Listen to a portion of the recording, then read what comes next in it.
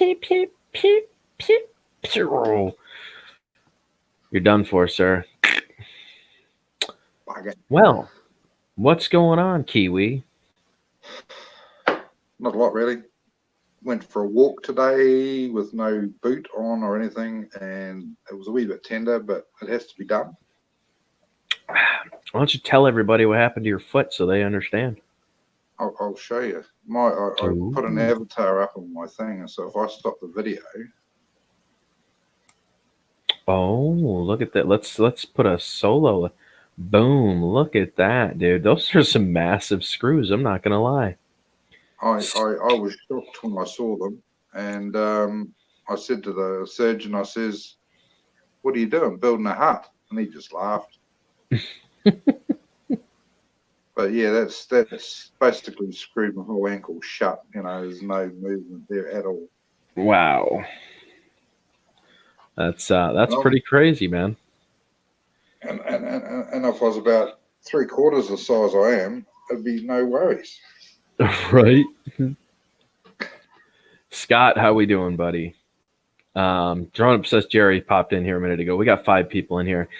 I think it's time to start talking about what is coming in 2020, because I think there's a lot of people that still don't have an understanding as to how interesting things are going to get in the U.S. And I'm not sure how much longer the hobby is going to be around. I know I keep saying that, but Jim, I actually sent you a link on Facebook, buddy. If you'd like to join us, I encourage you to join us, because this is a discussion I think you will find wildly entertaining to be a part of.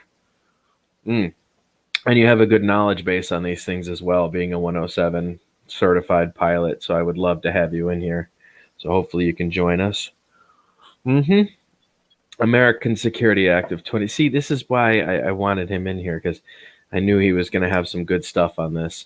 I'm very basic knowledge on this stuff, but I still think that some of the stuff that's coming, all hobbyists need to understand. Yeah, I don't think it's coming for you guys. Not in Aussie. Michael, what is going on? No, America hasn't got worldwide control of everyone yet, but no, it's coming. They make a good effort, though, don't we? We are some bullies. American are some goddamn bullies, bro. We will just, if you don't agree with us, we'll just go over to your country and take whatever the fuck we want anyways, and then put a new dictatorship and ruler. It's a history thing. That's what it is. It's history.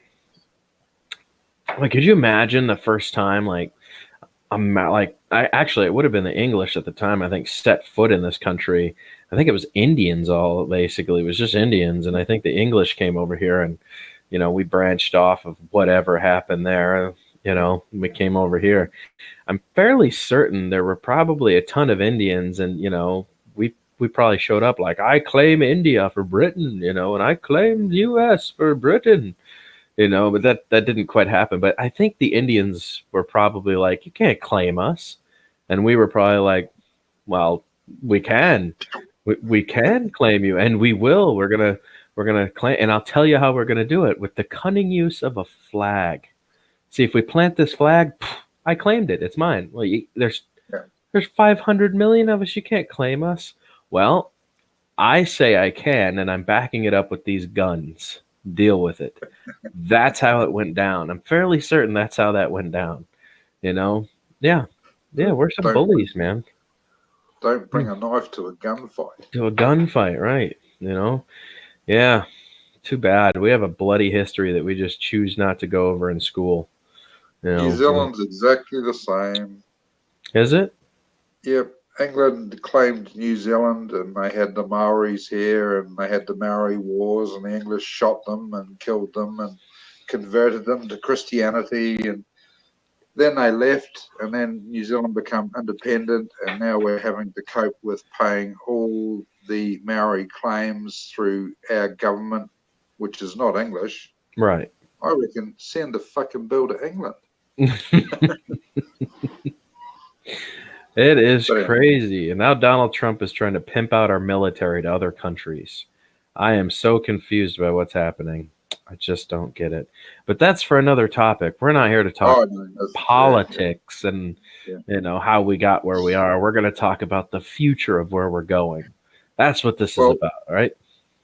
my personal opinion is there's been no major forthcomings from DJI or any other drone companies that are making drones. I think True. what we've got is what we've got. That's it. When they're buggered, that's it. So buy as many as you can, so you've always got one in the cupboard. Heck yes. 2,300, that's really far, actually. 1,600 meters. What is it? 6,000? No. 1,600 meters, I want to say, is a mile. So to get 2,300 meters, that's pretty far I'm assuming the Sky Controller 2, that's what he's talking about. Sky Controller 1 or 2, I think that's what he's talking about. I think there's 1,600 meters and there's 5,280 feet in a mile. So if we're doing it by meters, I believe it's like 1,600 meters, somewhere around there. 3 foot 3 inches and a third is 1 meter. Right. So yeah, that's a lot. Let's talk about this. I'm gonna share this, and hopefully we get Jim in here. I'd like to have Jim on board. We'll see if he just pops in. I'm gonna screen share here, and we're gonna talk about this. The FAA issues policies for non-ADSB aircraft. The rules take shape for the access to 91.225 in the airspace. The FAA published a statement of policy authorization to operators of aircraft not equipped with automatic dependent surveillance broadcasts, or ADSB, otherwise known as ADSB. A lot of your newer DJI, more expensive products like Matrice and stuff is going to have ADSB on board. But most of your little consumer grade drones are not going to have this stuff. And it seems to me, correct me if I'm wrong, anybody in the chat, it seems to me that they're saying that we need to equip our aircrafts, okay, with an ADSB system. Whether it's a consumer drone or an expensive drone, it has to be equipped with an ADSB coming into 2020, or whenever they decide to make it an official 2020. So it says, as of January 1st, 2020, who want to access ADSB rule airspace after January 1st of 2020. Well, there's the money maker, Dan. Yeah. Source a factory in China that makes shitloads of these ADSAD modules and sell them to people to put them in their drones. Mm-hmm. Well, oh, here's Jim. Okay, good. Jim, I wanted you on this panel because I know that you know more about this than I do. I was hoping you would join, honestly. Why don't you... I'm not sure how much this applies to hobbyists or all-around consumer drones. Is this ADSB thing for all consumer-grade platform drones? Are we going to have to figure out a device that we're going to have to install coming into 2020 if we're flying? The government has put it on as far as all general aviation has to have it. But in foresight of that, and why you and I talked some time ago, why we're not seeing any new drones, is that they might shove that onto companies like DJI. Right. Because you've got all enterprise craft have ADSB in, which what that means is that when you're flying an enterprise aircraft, UAV, drone, it shows up on your screen that an airplane is flying somewhere near you. Sure. And then you press on that, and it shows you exactly where through an ICAO, like FlightAware 24 or something like that. Right. It shows you exactly where that aircraft is. It doesn't make you land yet. My question is, though, is that across the platform? Does that mean that we're not getting grandfathered in because our devices don't have them? We have to install them on our older devices? Or do you think they'll grandfather them in? Well, you see, in 2020, you've got remote ID coming in. It was actually pushed out a year. So that's another flavor added to the fight. You know? And now you've got the American Securities Act of 2019 that's in the Senate. Hasn't gone through yet. It's just an act that says that no United States agency governmental agency, no federal money, will go towards any UAV or unmanned small aircraft systems that's made by a country basically unfriendly to the United States. To put it in friendly terms, they're sick. And if you read the actual verbiage coming from senators like Marco Rubio of Florida, sure, they're sick and tired of countries like, well, how many years ago? I forget what it was when our stealth aircraft fell out of the sky and the Chinese took it and recreated our stealth aircraft. They're saying that they're sick and tired of Chinese and nations unfriendly to the United States and the American allies of stealing our industrial secrets and all that. So why should my federal dollars, which are tax dollars, go towards buying those same aircraft? They're saying we're basically buying back our own intelligence. Right. That makes now, sense. if American companies, which are already making UAVs, would just bring their prices down 10 grand, we'd all have them. Sure. That's actually a very valid point now that I think about it. But you're getting $15 an hour to work at McDonald's. Right. How the hell can you make a drone that's, you know, Dan, you know me. Yeah, well, I know, man. That's why I wanted you here. I invited Oz as well, but I don't think Oz popped in. I sent out a few invites. I was hoping a few more people would get in, but it was kind of really last notice. I just started thinking about it. I'm like, you know what? We need to talk about this. What else are you aware of that's going in 2020 that hobbyists would? Because I feel like a bunch of hobbyists coming into 2020 are just going to dip.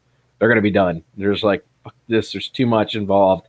I'm fucking out. The commercial regency test has already dropped by 73%. In other words, 73% of the people who had gone for their 107s in 2016 did not, when those ran out, did not go spend a next $150 and retake the test. Yeah. Right. 73%. In other words, there wasn't the money in it for them. Where's that $1 million that I'm going to get for shooting somebody's house? You know, right. It never materialized. So it was all horse. Steve, you're welcome to join us, man. Steve's another good one to get in here. Yeah, when I heard you said that you left the link on Facebook, I had to go into Facebook. Yeah. Messenger. I sent it. So I tried to get, I didn't want to public blast it, but we're doing it anyways because we had so few show up. So I'll just blast it. I don't know, man. I don't know. Do you think this is why DJI is really stepping back at the moment? Are they? I do. Thinking about which direction they're going to head from here? They tried to fight it with the local mode that they put out for the U.S. government about a year ago. Right. But you see, even with the DJI Enterprise aircraft now, they made their own version of Android so that you can't even RTMP stream through that. I have to take my Apple iPad and use that in place of $1,000 Crystal Sky monitor. Only because, and thankful too, Apple won't let them screw with their software. Right. Proprietary, sure. Yeah. Or else nobody would be streaming. Yeah. But now you can stream through a regular Android phone. Yeah. You just can't use it with a DJI aircraft. Steve, first thing I want to ask, how's your mom doing? We've had a rough 3 days. She's out of the hospital and she's in a private care home now. We've got a home for her to where she can hopefully rehabilitate instead of in one of these skilled nursing places where they've almost lost her twice. Well, that is. I'm sorry to hear that, man. I'm glad things are starting to work out a little bit there. We're just praying that it'll work out and she can have a little bit more of a semblance of not running around, to be in 3 hospital stays in 3 weeks with emergency rooms and pacemaker and everything else. Even my age, I'd be having problems with it, let alone somebody who's 92 going on 93. Sure. What did Carlos say? Oh, no. That's Carlos, right? I believe DJI is stepping back because how many drones can one person have that do the same thing? Well, I mean, they all have their little variations, but yeah, I get what you're saying. I do understand that. I think that's another aspect of it is how far can you really take this tech? I think we've talked about this a couple times about just going stagnant. Like, how much better can you really get unless you're changing battery life or cameras? And that's it. I mean, how much more portable can you go without crossing into military stuff? You know, I don't think the military wants little tiny itty bitty drones in consumer hands flying around getting amazing footage with 15, 20-minute flight times. You know, that would just cause a world of craziness. So I don't know. Do you think they actually have a cut limit for size before it starts pushing into the realm of like you can't see it at all, so that shouldn't be legal? Well, they already have the 55-pound limit, and that was Right. smart enough because you feel the weight of these TB55 batteries. Mm-hmm. They're friggin' huge, man. They're heavy. But I'm talking like small. How small do you think you would be? I feel like the government would cap the size as to how small you would legally be able to go. Like, I think they don't want it too small. They want it to be visible. You already I have don't the think- Dragonfly. Right, but that's not. Can you buy that as a civilian? I don't know. Or is that just that's We have another one that's the size of a bumblebee. right? It's even smaller than that Dragonfly model. But but my understanding is that's all military tech. Like, you can't really use that as a civilian out in the right. High-tech surveillance, and one I've heard, it's the size smaller than the size of a regular housefly. Sure. Wow. The only thing you have to It can battle go is the right wind. through a window. Just look for the screen to open up and just right on through. Yeah, there's some crazy stuff coming. Steve, what do you think is going to happen to the hobby coming into 2020? Think we're going to lose a lot of the hobbyists? I think we're going to lose the hobbyists that are, shall we say, not truly dedicated into the hobby. If they're not in it now, If yeah. they're newbies or they're in for the fun, and if it's there, and if they don't get a new drone, they'll just keep what they have. And then there's the other side that are devout drone pilots, and they want to, use it for fun photography. And then you've got to me, it's three of them. Then there's the FPV side where We're going to talk about. that's a whole nother ballgame. That's not going to disappear. That's just going to strengthen, if nothing else, if they take away the other side. That's my worry, though, is that FPV is already out of control, man. These people are just doing crazy stuff with FPV, like to the point where they just don't care. I go on the groups and like Quadaholics and all this stuff. Mike's probably in some of these groups. I go in these FPV groups. I saw he's in here.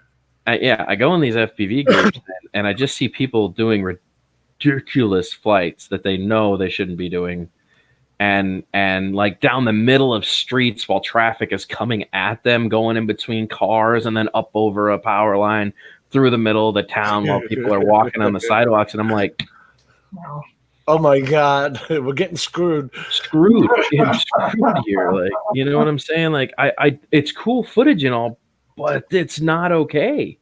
Like at some point you have to kind of weigh safety versus cool factor, and I don't think there's enough of that happening. I see a lot of the FPV guys are like, fuck that, I'm gonna do what I want. Like, man, until you can't, right? But why push it over the edge until you can't? Why not just be happy with what you got?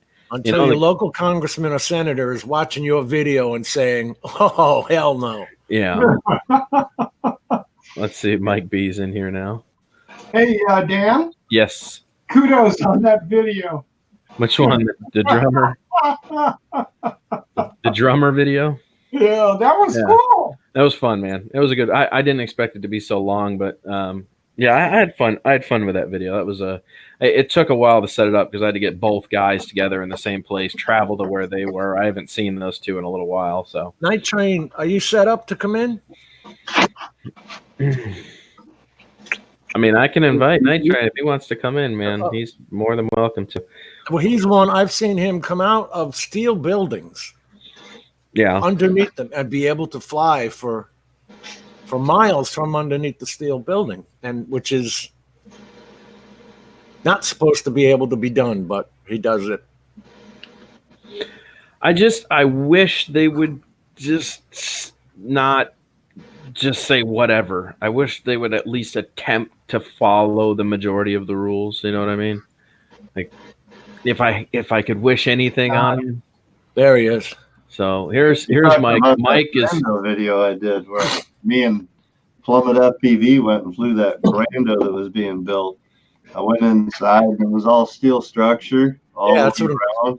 It had roof on, steel roof and everything, and I flew out of that and then flew over to a water tower and back. It was probably 3/4 of a mile over. Yeah. That was crossfire. It's good penetration. That's why I was doing it. I wanted to see what the crossfire would do. Now, Mike, let me ask you a question. So we're seeing some leaps and bounds here in the FPV world. Mm-hmm. You're even seeing some extended flight times now with better batteries. Oh yeah, and props are making all the difference on flight time and aggressiveness. Props and motors. Yeah. So let's take a hypothetical here, and I want to bring Jim in on this as well because I think your opinion is valued on this one. Mike, what do you see happening with the 2020 rules as far as FPV? Because these rules don't just apply to GPS. Everything that's coming towards the new rules for FPV can be so limited, dude. They're going to be like down to regular. We won't even be needing crossfire and R9Ms anymore. Yeah, it'll be like limited to local parks and have to have a spotter to fly that, and it's going to be so crazy here. How many people do you think are actually going to follow the rules? I don't exactly, I guess, follow them as we stand now. I don't always have a spotter. Sure. You know what I mean? Well, no, don't we? Isn't our even long range is so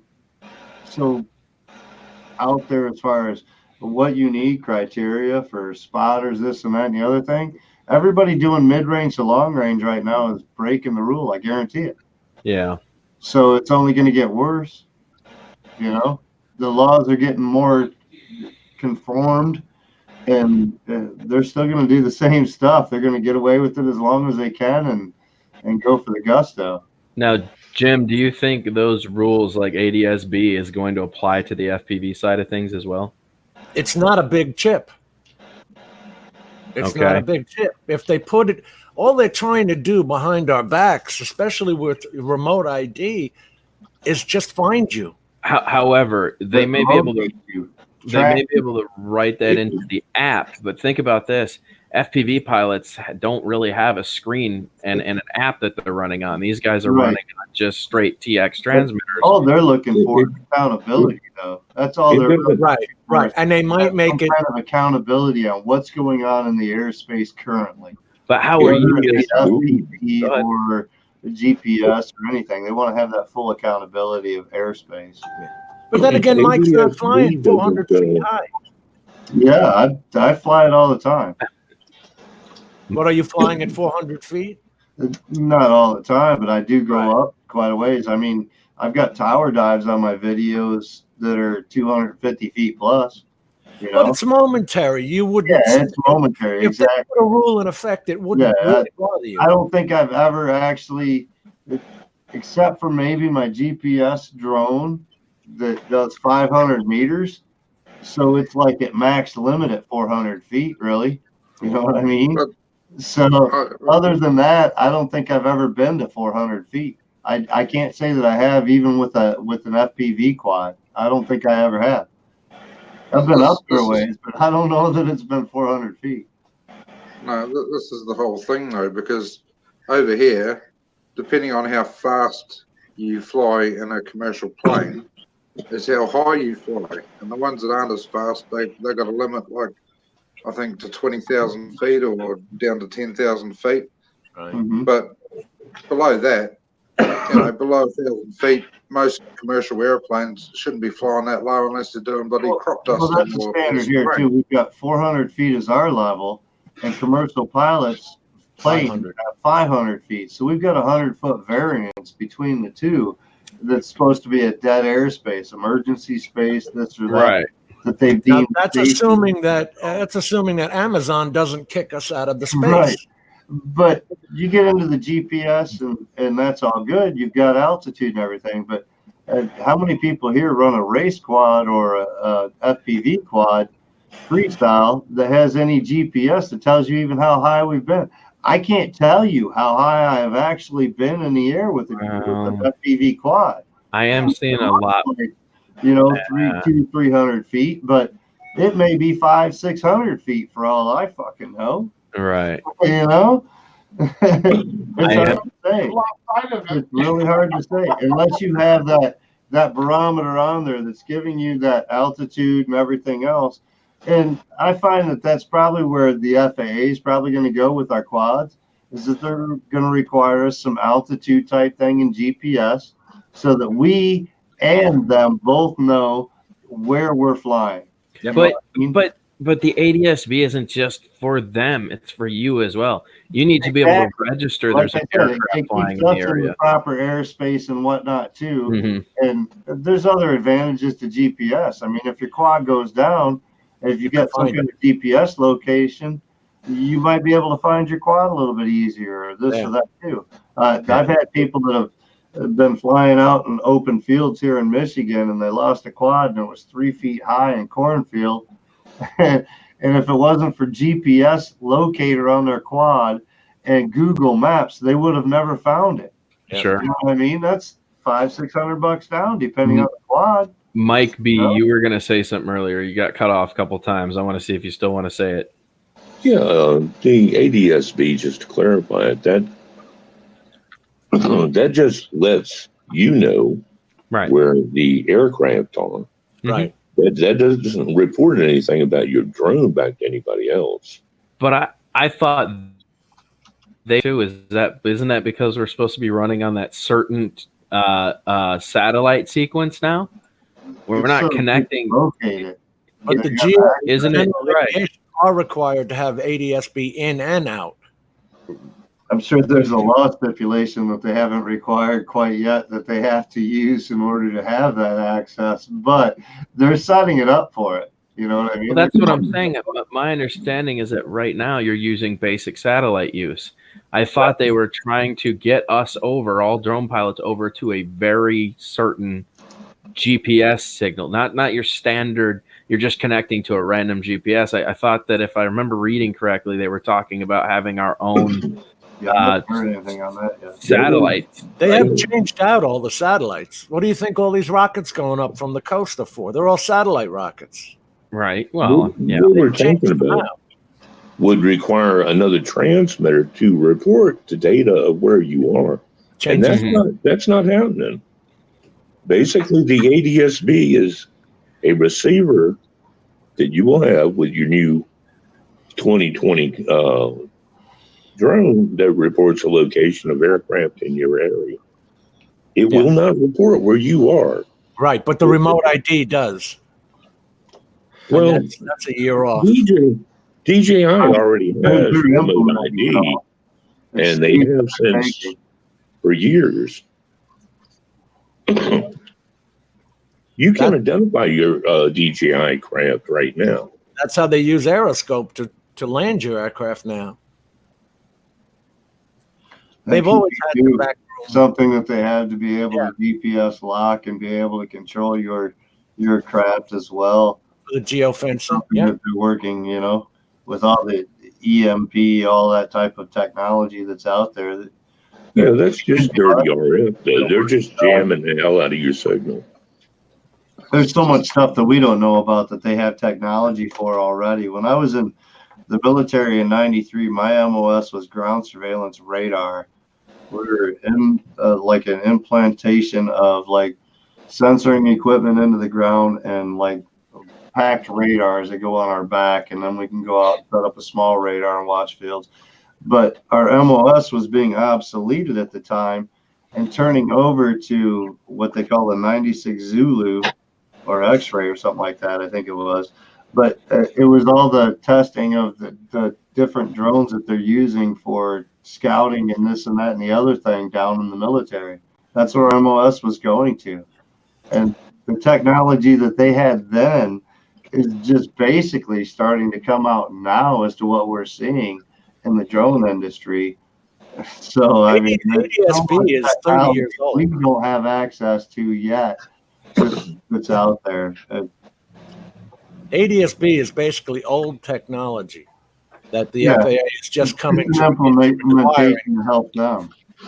I think in the end, it's going to be an implementation to be able to do lots of other things, and they're just taking the stages along the way to make sure each product or each section is implemented properly by law, this or that, get all the bylaws so that they can utilize it properly to their extent, and then implement something else that will work with that.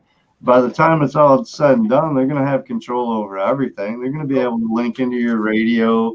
Yeah, wait till it goes 5G. Move it over, or this or that, or land it, or whatever they want to do as far as FAA. Who would have thought 20 years ago that the hobby would turn into something like this? Mm-hmm. You know what I'm saying? Like go from helicopters, airplanes to all of a sudden. Years ago, I was doing radio controlled trucks and going, oh man, this is great. Right. You know, we had to have a flag on our antennas to tell what frequency we were on, and it from the radio. Not anymore. No, you got to deal with all this. It's crazy. And with cell phones and everything else, I can imagine how jammed the FAA is for frequencies, and FCC is even more overwhelmed, I'm sure. You know what I mean? Dan, let me give you a little fun. Wi-Fi and Wi-Fi on your darn gas meter outside your house and everything. Actually, because everything went digital, deal with it. Because everything's digital now, the frequencies have actually freed up. We've had smart meters on them. Yeah, since they've gone to digital, it's way cleaner and whatnot than analog receiving and whatnot. That definitely. Actually, yeah. What were you saying there, Jim? I was flying with an emergency certificate of authority. I could fly over Patrick Air Force Base, which I did, but I couldn't fly because I had to film for the Florida Department of Transportation. But DJI forgot there was something called Merritt Island Airport. So a little regional airport was about to land my aircraft, but I had flight authority to fly over a military base. Because their communication wasn't correct. Yeah. Because there was a flaw in their system. Because I got to go to China to get my aircraft to fly. Because it's all digital and somebody has to input that. And garbage Why can't America just stop out. that? And the computer is garbage in, garbage out. Props off. What about toothpick quads? 60-mile-per-hour quads have 4 minutes of flight time, can jump over a water tower in 2 seconds, but only weigh 71 grams. Props off. How's the video on that? Oh, it's beautiful. Check out my page, man. I got like 3 videos in the last couple of weeks of the toothpicks. Really? They're awesome, dude. It's a 2S quad, 105 millimeter. Oh, mine's out in the car. I ain't even going to get it because it's raining.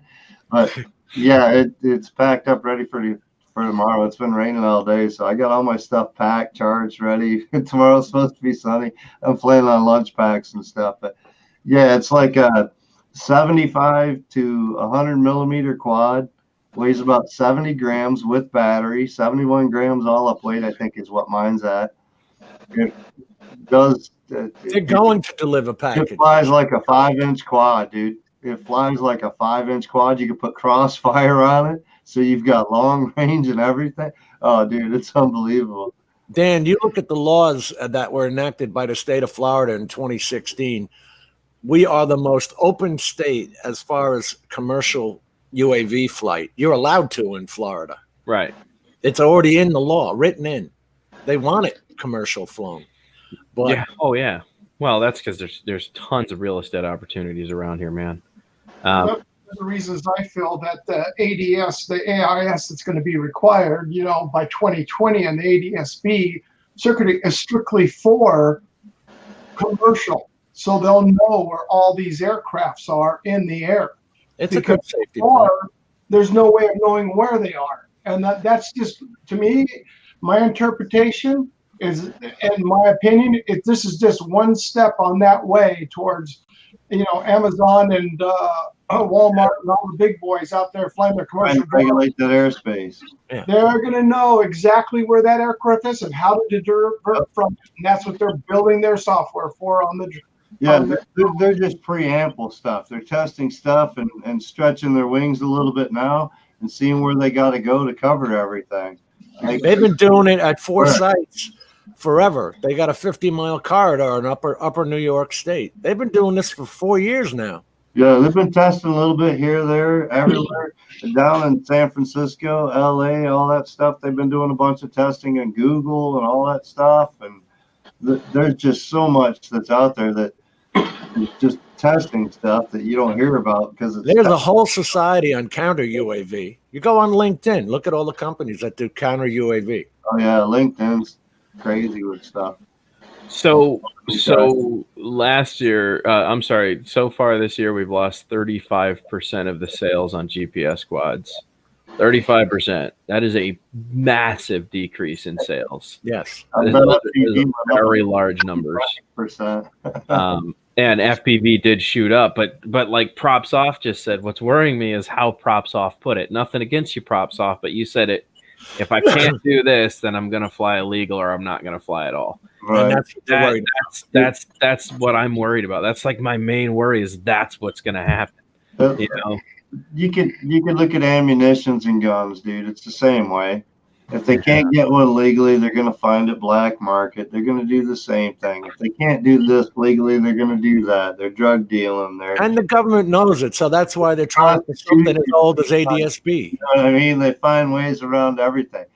People are people, and they're going to do things over the limit. And probably 50 to 60% of the people are looking to push the boundaries, period. That's the way society is. People are looking to push their boundaries. They don't want to be controlled by the natural government. So they're going to push the government to their limits. And more and more and more, you know? Piss them off, and they'll make a rule. That's a good question. Props Off wants to know when. I don't think there's a set. I don't think they've come up with the nautical test yet, have they? I don't think so. I don't think there's a date that it has to be done by yet. And I don't think they've figured out a way to implement it correctly yet. So they don't even have enough people to do practical testing on people like me. Go to your local like fly areas. Like we've got a fly field here in Midland.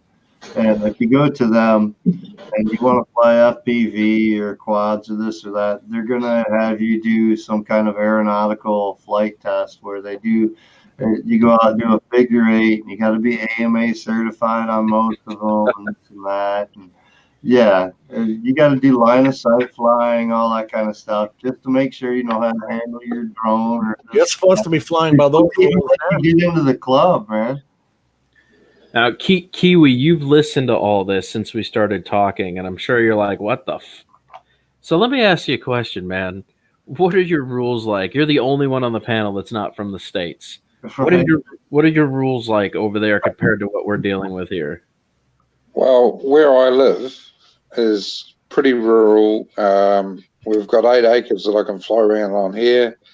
When I go to hot spots, sort of little areas around locally, there's nobody for miles.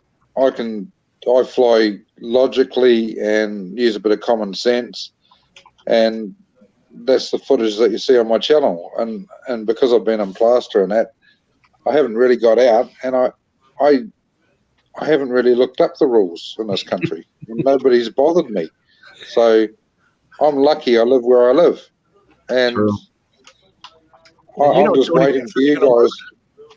Hey? You don't do anything, so you're going to lose your drone anyway. No, because it costs too much money to replace. Right. And this is the thing with FPV pilots. Like, you know, you learn, you practice, you learn on, you know, within line of sight. So you don't have to walk far to pick it up or collect the pieces.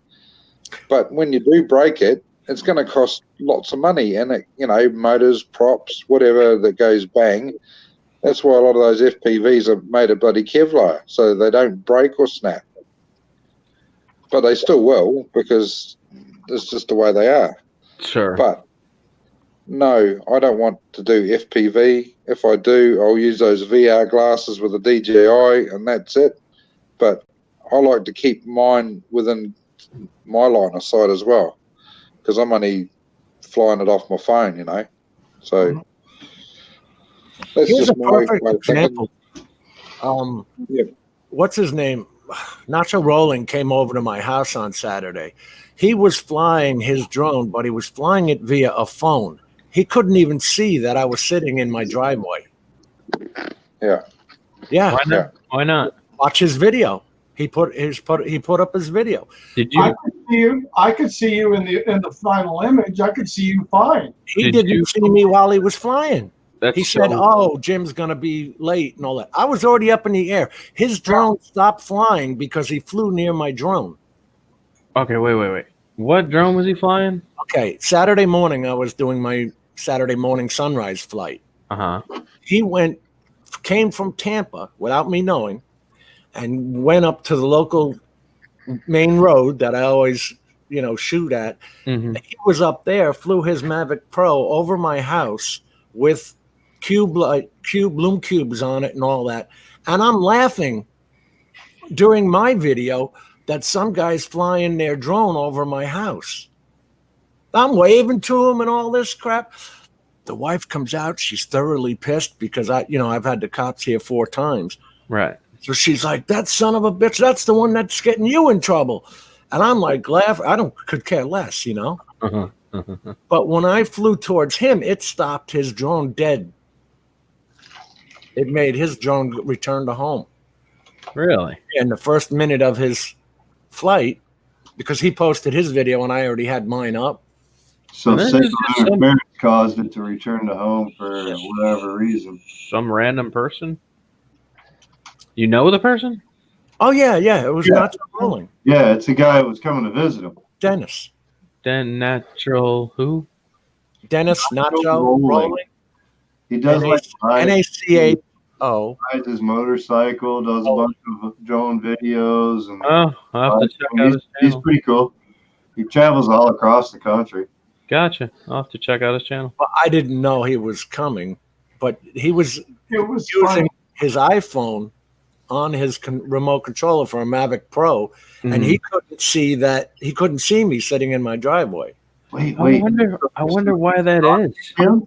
He stalked you, bro? Eyes? Oh, that's You think it's his vision?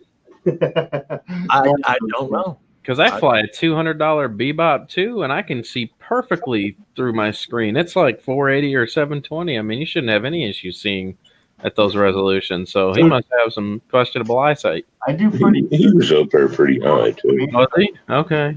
He was up high, came down low. It's only And one. that's when he started losing signal, is when he started coming down low across the street from you by the neighbor. You could see it returned to home. Yeah, he lost connection.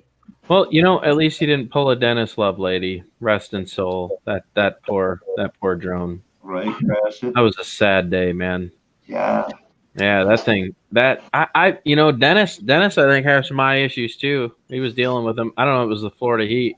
But Dennis looks up, and I look at Dennis. I'm flying my Spark. I said, "Dennis, you all right?" Dennis goes, "Yeah, I see all these little black dots." And I'm like, "Oh, no. Okay." And then he goes, "I don't know where my drone is." And I looked up. I'm like, "I don't know where your drone is either." And then all of a sudden I heard, bang, and it just – dude, he smashed it into the light pole. I don't know how fast he was going. That thing just crumpled and fell there. I was like, oh, all I saw was an explosion of parts. I was like, oh, it's plastic parts don't take the damage to tilt the poles.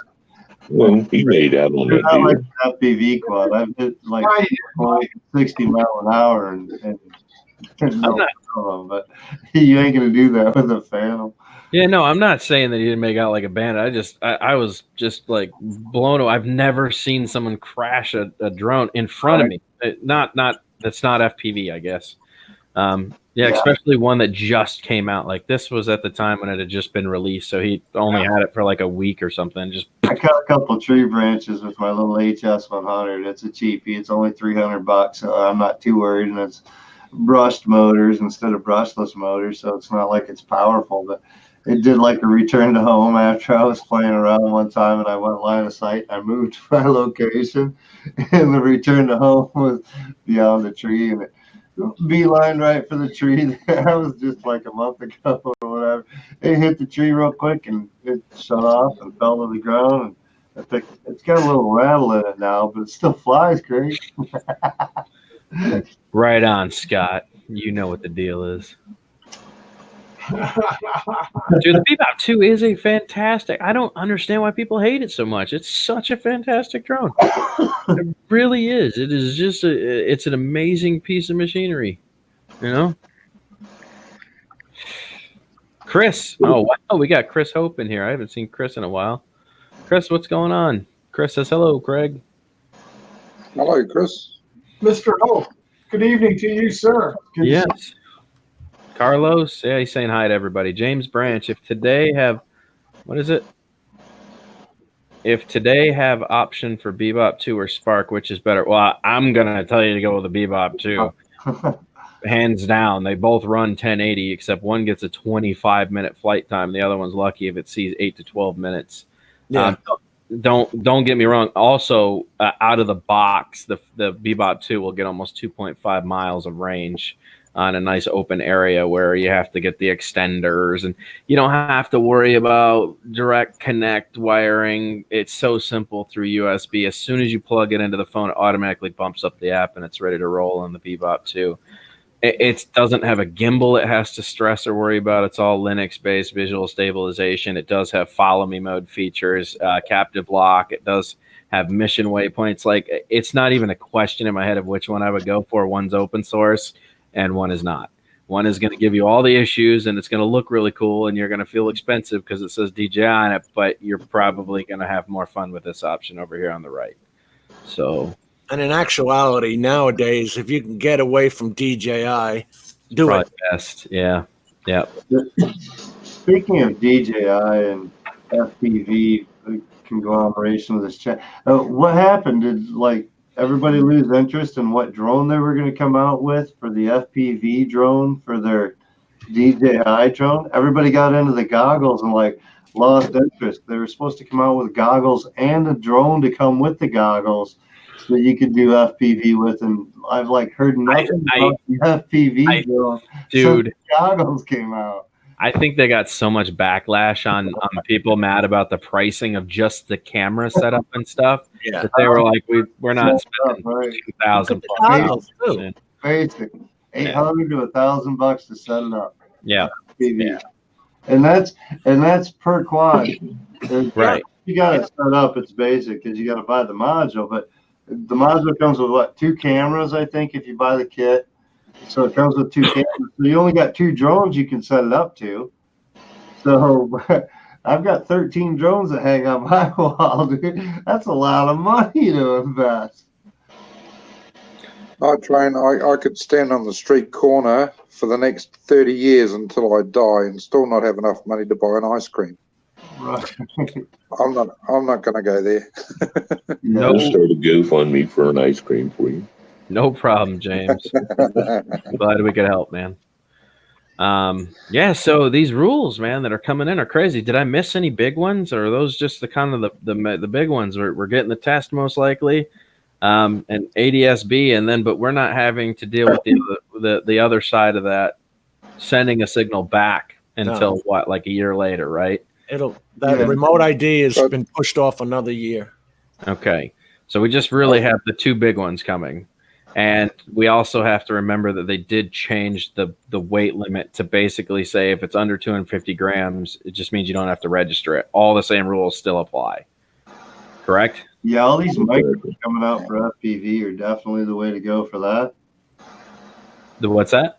All these micros that are coming out, these 3 quads. Yeah. Like 211 under, Well, that's the thing that all you're doing is saving yourself $5 in registration. Everything else still applies, though. Yeah. But being an Antipodean, basic recreational anyway. I'm registered for recreational anyway, so I just went with it. I didn't want to fight it. What were you saying, Kiwi? I was just saying, me being an Antipodean from the deep, deep south,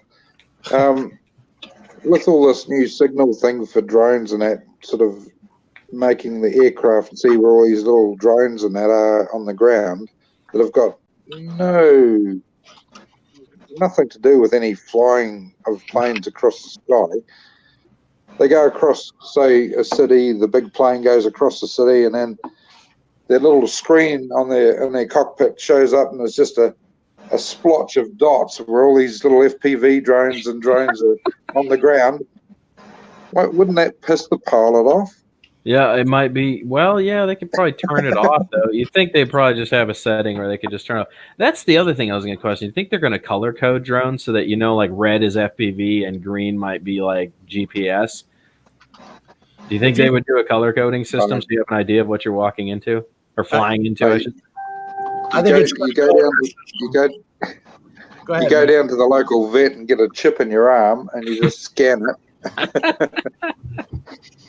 I wouldn't be surprised if they asked us to do that in the future. What were you saying, Jim? Jimmy. Oh, I forgot. You forgot? I forgot what I was gonna say. If you go to skyvector.com, you can already shut that stuff off. You can look for DROTAMs or put a setting in for under 200 feet, all that kind of stuff. Gotcha. So what I'm getting at is I'm sure that general aviation can do the same thing. Right. Filter it out. Scott, make everything non-applicable. UH-50 drone dash system. Yeah. Let's see what we got here. Steve's already got it pulled up. Look at it. Look at that face. He already knows. So all this bullshit is non-applicable, isn't it? It's just a waste of money, waste of time. How's that? With the FAA and all this, it's irrelevant. Everyone flies at a certain height, and those ones that are above that height, well, it's on their heads. But you have helicopter here, over here anyway. You have helicopters that buzz the beach. You got planes that crop dust constantly, man. They're treetop level. Not constantly. Over here? We've got a neighbour that grows grain. He gets a helicopter in for about an hour of a day, and that's it. And it's usually 7 o'clock in the morning. We get the right season. We got crop dusters flying over the trailer park here. Like, it's definitely in my drone zone. I mean, I fly the trailer park all the time, and if I were flying at 6 o'clock in the morning during the spring, I'd be like way up in their airspace. They're like so low and over us. I'm like, really? Do they have that? What's their clearance? Because I know they've got a boundary of where they can go low to crop dust, but there's a boundary there. Yep. Am I in there? I got no fields right next to me, so it's got to be like mosquito control or something like that. So I'm assuming they have some kind of airspace clearance, but yeah, they fly way low over here during the springtime. Why do I keep hearing about this drone? Have you guys heard about this stupid thing? No. This is the second time somebody's asked me about this drone. $50, imagine that's Wi-Fi, and anything I can recommend to anybody that's looking to get into any drone that they want to do anything with, get out of Wi-Fi. Go GPS. Why? You don't understand. No, that is no. My Wi-Fi is so weak. Do you realize how far you can amp Wi-Fi? If you thought OcuSync was good, you should see what happens when you add OcuSync. But no, I'm not. I'm saying I'm listening. Drone is a GPS drone that costs $300. I've never talking about GPS here, GPS platform. Everyone's so taken with OcuSync, and I don't understand because you can add a 1 or 2 watt, amplifier to any system, and all of a sudden you got kilometers of range. You know what I'm saying? It's not a difficult thing to do to amplify a Wi-Fi signal on GPS, but it's as a matter of fact. I've seen drone connections never really been the issue. It's always been the connection with the camera. That's where I always have the difficulty with the Wi-Fi type connected drone. My GPS is always pretty good on the 500 meter link or whatever, but my camera is always so back and forth and laggy with Wi-Fi that. What are you flying, man? Setup, it just isn't all that good. What are you flying? It sounds like I need to bring my shotgun over there and put GPS down whatever it is. It's a GPS Wi-Fi camera drone. It's cheap. Oh, well, that's why. Well, yeah, that's what I'm saying. Get out of that low-class Wi-Fi type stuff, though. Get something that connects decent and decent connectability, and all these cheaper drones for like $160. You're not going to get anything that's going to connect decent. All right, let's have a look at this thing together, and you guys tell me what you think. This was a question that James asked, and we're going to answer it for him if he's still in here. The SJRC F11? Yeah, so here we go. Yeah, all right. So, to me, I can already tell you it looks like a stationary camera, which sucks. Yep.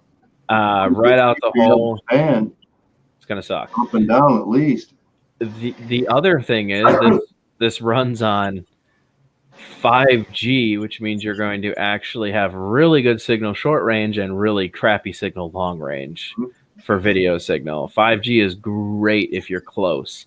2.4 is way better to be running on if you're going to be traveling. 2.4 is the standard for anything long range. Right. So if it's 5G, you can already guess you're going to have limited video range. It says 2K wide angle. Yeah, there is no way. Oh, okay. I see what it's saying with a 2K wide angle. I was going to say there's no way it's getting 2 kilometers, not on 5G. Sorry. The best Wi-Fi in the world. And I guarantee they're not at a price point at $175. It says 28 minutes of flight time. I'm probably going to say that's full crap too. Something like that. I'd say, yeah, probably going to be lucky if you get. I mean, guys, look who's offering this. We're talking about Banggood 28 here. frames per second top.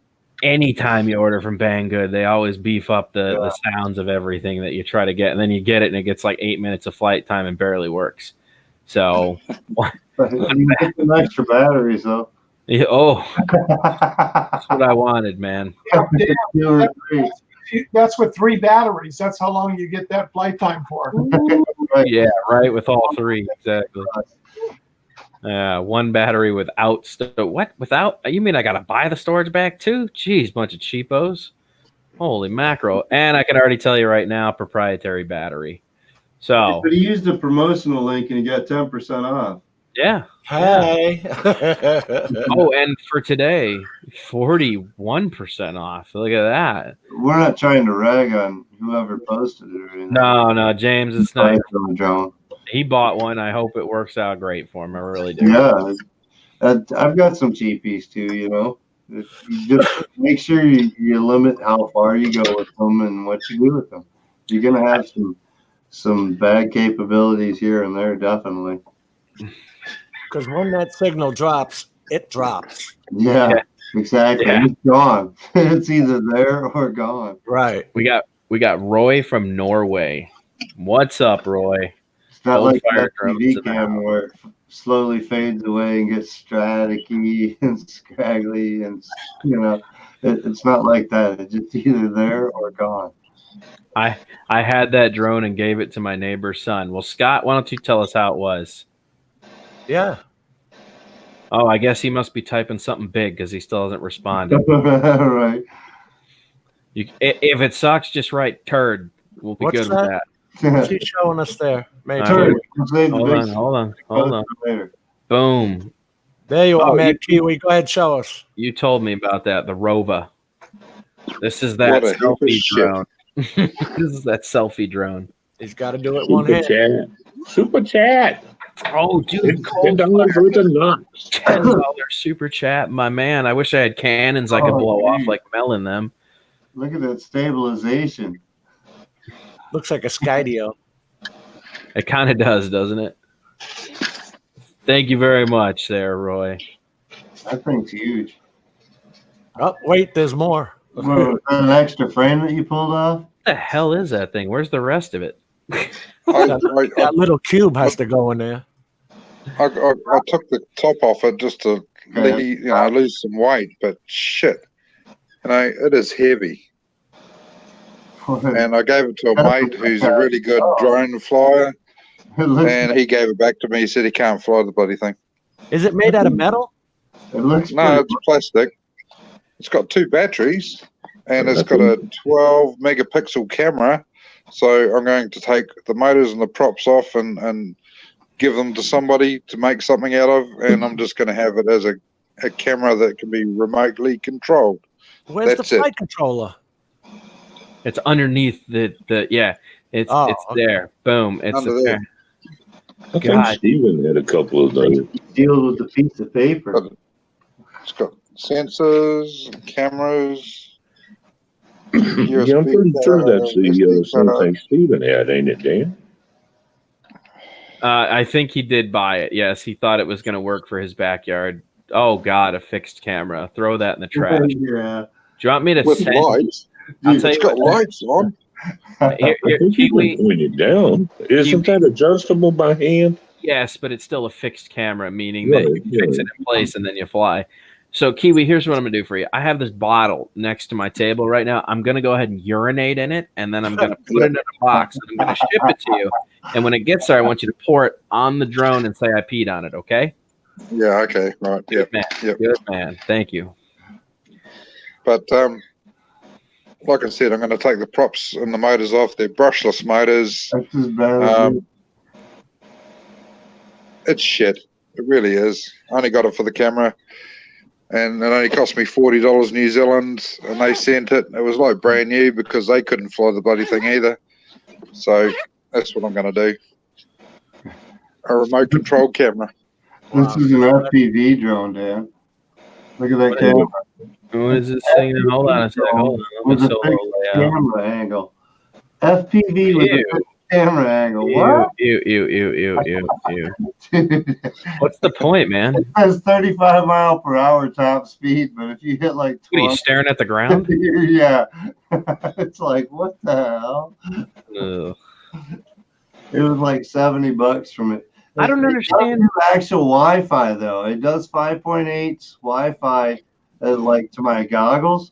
I can actually put it to my goggles, so I can use my Fat Shark goggles to fly this. Right. But with the camera angle, it's like, what's the use? Good night, Chris. I was gonna say, why don't they just put, if it's a fixed camera, why not just add a servo to it with a Yeah, you know an accelerometer so that It's when not you like lean they can. forward, it'll automatically adjust the servo as needed. You don't have to put a big expensive gimbal system in it, just an accelerometer and a servo that attaches to it, so it knows, something. you know. Good night, Chris. It's its own radio with the actual Wi-Fi and video comes up on the screen and everything. So it's pretty good radio. You know. You can't change that camera angle at all? No. No, it's fixed. The camera actually slides in. It has a SD card on the camera. It slides into a slot, and it records off the camera. But it, you know, for an SD card. But yeah, it doesn't. The camera angle doesn't move at all. That's crazy. Steve, what are you working on there? You look like you have some kind of project going on. That's the radio for it. Remember I've seen that. Hold on The a second. actual video screen that comes up for it. I have seen that. Yes, I've seen the screen for that. We can still see it. I think you should be on the side. Oh no, solo layout. All right. What did you? Oh, you got the goggles. I got the goggles. And are we setting them up? What are we doing? Well, actually, I got them. I finally had a chance to sit down and open up the box. Oh, okay. Well, here's the person you need to talk to right now. Mike is in here. You should request Mike. Mike, what antenna should he put on there? Get some circular polarized antennas to put on there. If it's got dual antenna mounts, put a circular polarized on one and put a patch antenna on the other. So you're talking omnidirectional, correct? Yep, omnidirectional, like your basic circular. Oh, damn, you're going to make me dig all my gears out in the car. Well, now, does it make a difference if it's right-hand polarized or left-hand polarized? Right hand polarized, you just got to match them up. See, I'm just trying to be specific so everybody understands. Whatever the receiver on the quad has, or the radio on the quad has, if it's right hand polarized, make sure it's right hand polarized on the goggle. Now, what about pagoda? Does pagoda have anything to do with whether it's? I don't think there is a right or left. Pagoda is considered a circular polarized. Right. Yeah. Okay. There's a pagoda right there. Yeah, that's circular. But that's an old beat up one. I was looking to see if I had an omnidirectional up here, but I think they're all in the bag. So I don't think you're running dual antennas on that. I haven't. It looked like it had another antenna, but I don't. if it's only one antenna, just use a circular polarized. Only one antenna. Yeah. So Yeah, circular. just use your polarized, omnidirectional circular, like your regular mushroom style type. That's Yeah. probably your best. Any particular brands? The more you spend, the better. Really, it is. It is. Yeah. There's See, that's what definitely. my wife says about diamonds. Well, you think about it this way: your antennas are everything when it comes to getting good signal. Yeah, your So- video is everything. 'Cause that's your flyability. Yeah. Your radio link's always going to be longer than your video with FPV. So FPV, you're always concentrating on your video feed to make sure it's as clean and as far as you can. Yeah. And that's where your antennas and video transmitters come in. If you buy cheap video transmitters, you're going to get cheap quality, more static, this and that. You buy higher end quality video transmitters, you usually got cleaner video. Antennas, they vary. I've been using some of the cheaper, like Foxeer lollipop antennas on my quads. Mhm. They're like a knockoff from the Axie stubbies that are like $22. The Foxeers are like $10. And Right. you're doing pretty well. So yeah, don't go like bottom line on an antenna, but go mid range, and you're usually pretty good. Boom. What he said times 2. Hey, Mike. For some reason, I can't think of what it's called when it has 2 antennas on the goggles. Man, I cannot think of the word I'm looking for. Diversity. Diversity. Thank you. God, that was bugging the heck out of me. I'm sitting here trying to tell Steve about what. And diversity is there's many different ways of diversity. There's dual receiver diversity or true diversity, where true diversity is dual receivers into one, and it picks up both, or a receiver that switches back and forth between receivers. Right. Your diversity can be tricky as far as what you're really buying, because they're all going to advertise diversity. But is it true diversity where it's one, like, module and it's having 2 receivers built into one module? Or is it 2 modules where they're switching between the modules? Some of the goggles you find out, like the eSheen, are a 2 diversity module where it's 2 modules and it just switches between whatever antenna feeds better.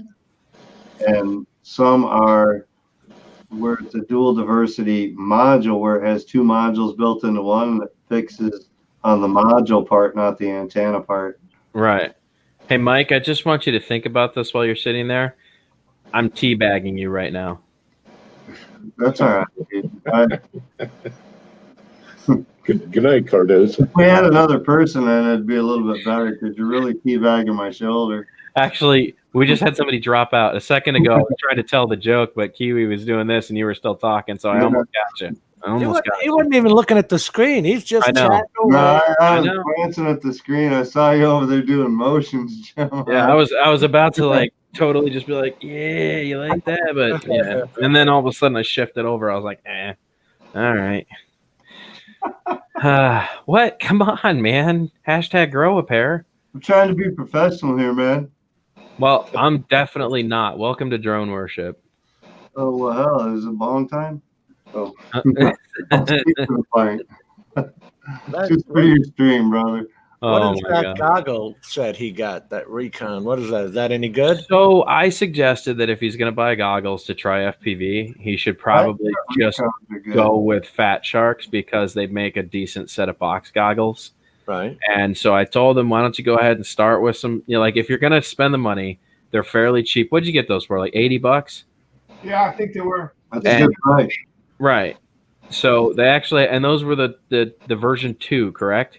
Yeah. Yeah. So you came out on top with that price. If you check UAV features or Grumpy Trev, he'll There tell you you go. that the Recons are the best box goggles out there. Well, Steve was talking about his eyes, right? Your glasses, and I don't think you weren't planning on putting diopters. That actually gets really complicated to do the diopter setup. So I figured it would be easier if Steve just went with box goggles, right? Because his glass is already going to fit over him. Right. He won't have to do split image, right out the hole. Right. So I just figured that was the best step for Steve to take and see if he even likes it. From there, if Steve likes it, you should go to an FPV meetup and try someone's goggles, DJI goggles that have split image, and see if it works for you. If you have the opportunity to try any goggle before you try it, it's definitely the best. Yeah. Goggles are so touchy as far as form factor to your face, light leakage, this and that. It's always best if you have the opportunity. If you've got some FPV flyers around you, go out and try their gear. Just,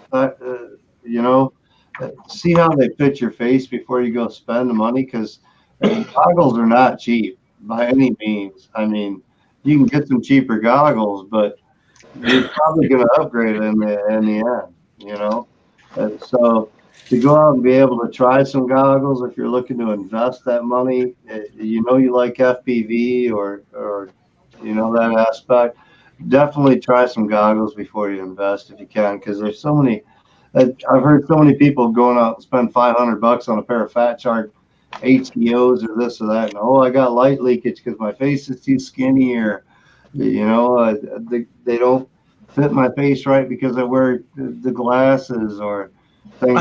How do you know that ahead of time?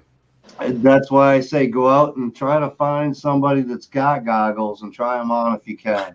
It's so hard, man. I bought the Attitude V4s and invested the $350 from a pair of Eachine 600s. That was my first goggles, box goggles. And I'm like, all right, I could fly with them, but I want something that's going to be real comfortable and all the time. And to invest that $350, I got nobody around me, man. Right. Yeah. It was a buy, and I'm like, oh man, I hope I like them. But now there's a few people around that after 3 years of flying and being in the community and whatnot, I'm starting to find people in my area or this or that. I might have more of a chance of finding somebody with some goggles that I could try out first, hit up the multi-GP chapter, see if there's some local races around that you might be able to attend and say, hey man, let me check out your goggles when somebody else is flying or something, Well, and a lot of those guys are looking to do the same thing and build the community. That's the thing. So Steve, if you download an app or you go on your computer, look up a site called Meet Me or Meetup. Right? Meetup. I know. Yeah, and just type FPV as your key search word, and then you'll see it'll give you a bunch of options in your area of when FPV pilots get together. If you go out there, I'm sure they'll be more than friendly to let you to have a look at their gear and try stuff out. See, Carlos, don't get me wrong, man. FXT goggle Vipers, dude. I got a buddy of mine that wears glasses and he loves them. I know several pilots that fly the FXT Viper goggles. And if you wear glasses, the FXT Vipers are some of the best form fitting for glasses. And they're great screen. You can pop the screen out and have a monitor. So if you want to fly line of sight and have a monitor there, you can pop the monitor out of your goggles and have it there as a secondary screen.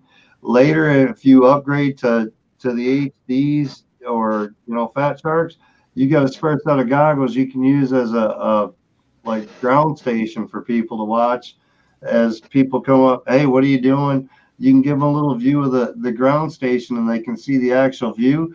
And I'll tell you what, having that ground station and being able to show them the flight through a ground station without the goggles on lets off so much steam as far as the local community, as far as oh dude, you're spying on me. Yeah. They give you that first-hand look and a lot of things. So Hi, person in the background. that's the boy. He's off to bed. Later, bro. Yeah, what my problem is, Mike, is I'm been a diabetic for 40 some years, 43 years, and I've had detached retinas, and this on my right eye. So you I've got definitely need the glasses.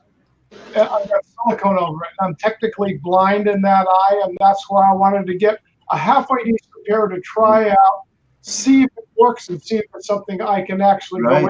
Right. That's right. That's the reason we I settled think on the blocking FXTs are probably around like $90, $100. So they're around the same price as the Recons that you picked up. They're both good goggles. Don't get me wrong, they're both good goggles, definitely. The FXTs, like I said, they're a little bit more compatible as being able to take them off and use them as a line of sight type thing and have a monitoring station. It's like a 6-inch, 7-inch screen that pops out of the actual goggle with still 2 receivers. It's got the diversity antenna, so it's a little bit, it might be a little bit higher version than the Recons. The Recons are probably going to have a better vision overall. It's Fat Shark, man. I'm sure they put a nice little high res screen in there for Right. you. It's probably got a little bit better resolution and pickup, and the monitor or the receiver is probably a little better in the Recon. I would assume. So, bang for buck, either one of those they're right up there, man. The FXT Vipers and the Recons are probably the top 2 goggle style, as far as that box goggle. I did forget that was the main reason, Steve, why we decided not to go with optical ones, because you couldn't, your eyes, one didn't work and it wouldn't The try. Vipers have like a rubber thing that goes around the eyes too. Yeah. Personally, I don't use the glasses. I require glasses as I'm getting old, but they're not required. I have them. But so with flying, it hasn't been an issue so far, so I don't need them for when I'm flying. So I've got the Attitude 4s, but Well, I do have a couple people that wear glasses and need them in order to fly. So does the screen come out of Steven's pair? I don't think so. No, I think it's a fixed screen. Have you put them on yet with your glasses to see what happens? No. You should probably give that a shot. Yeah. What do you think? Try that out. Fire up some kind of camera, or at least look at the static screen and see how the focus looks. See if you might need Yeah, to. with your glasses on. Yeah, I was going to say, see if you might need to. That's the biggest thing with glasses, because frames come in so many different sizes with glasses. You even fit in. Really? They won't fit in? Yeah. The FXTs, I haven't heard of anybody having a problem with the FXT Vipers fitting in. Oh Christ, Steve. 179 on the Vipers right now. Steve, let me ask you a question. A little bit more. How much are your glasses? Are they basic glasses? Like, could you just get a cheap pair? No, you got to have. They're progressive lenses. Okay. Yeah. Damn. Uh-oh. I wonder if there's a way we can modify it. I wonder if that progressive lens will have any effect on video as well, because I mean, you've got a light coming from your goggles when you put those onto your face. I wonder if that's going to have any issue with the progressive lens as well. Yeah, Well, let me. What I'm going to do is I'm going to try. I was going to try them on and then just see with my vision Right. how they work. Depending on your vision. There should just be one big lens that slides back and forth to allow zoom in and zoom out factor. That might actually really help your focus point. That depends on the goggles, but there might be. Yeah, I don't know if it's got a lens on it or. It's like putting a scuba diving mask on. Is there something you can change, Steve? Is there a slider on it for you to change the optical point distance? There's controls all on the top here. Sometimes there's like some optical. Maybe they change the focal point. The centering of your eyes as far as your eyes go. And sometimes there's also an optical point, like a viewpoint back and forth. Right, which is like the box goggles generally have some kind of viewpoint. My V2D Pros had a slidable lens that went back and forth. It was a big lens on both sides, and you just had to pull it back and forth until you found your spot.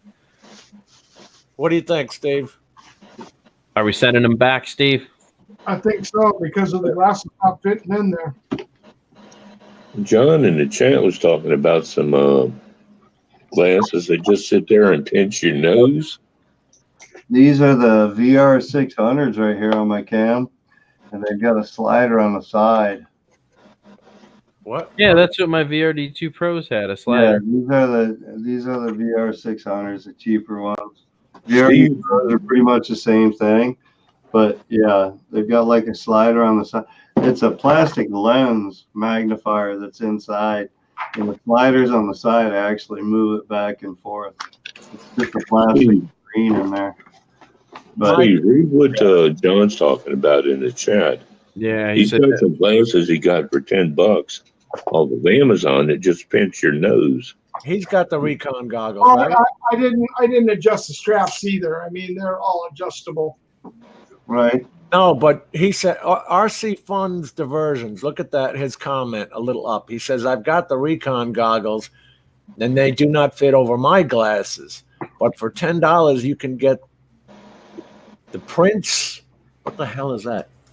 Prince Naiz style clamp nose resting. I don't know what the hell it is. Pinching reading glasses.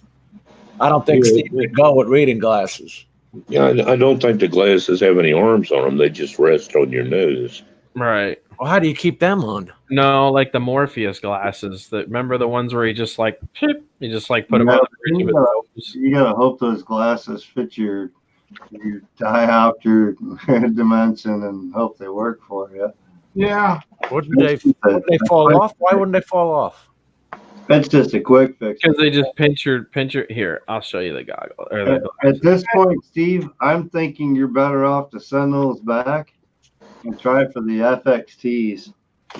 Yeah, in fact, I haven't heard a single problem with the FXT fitting over glasses. Jerry, Drone Obsessed, Jerry is offered. He's going to bring several pairs to Sparrow, Yeah.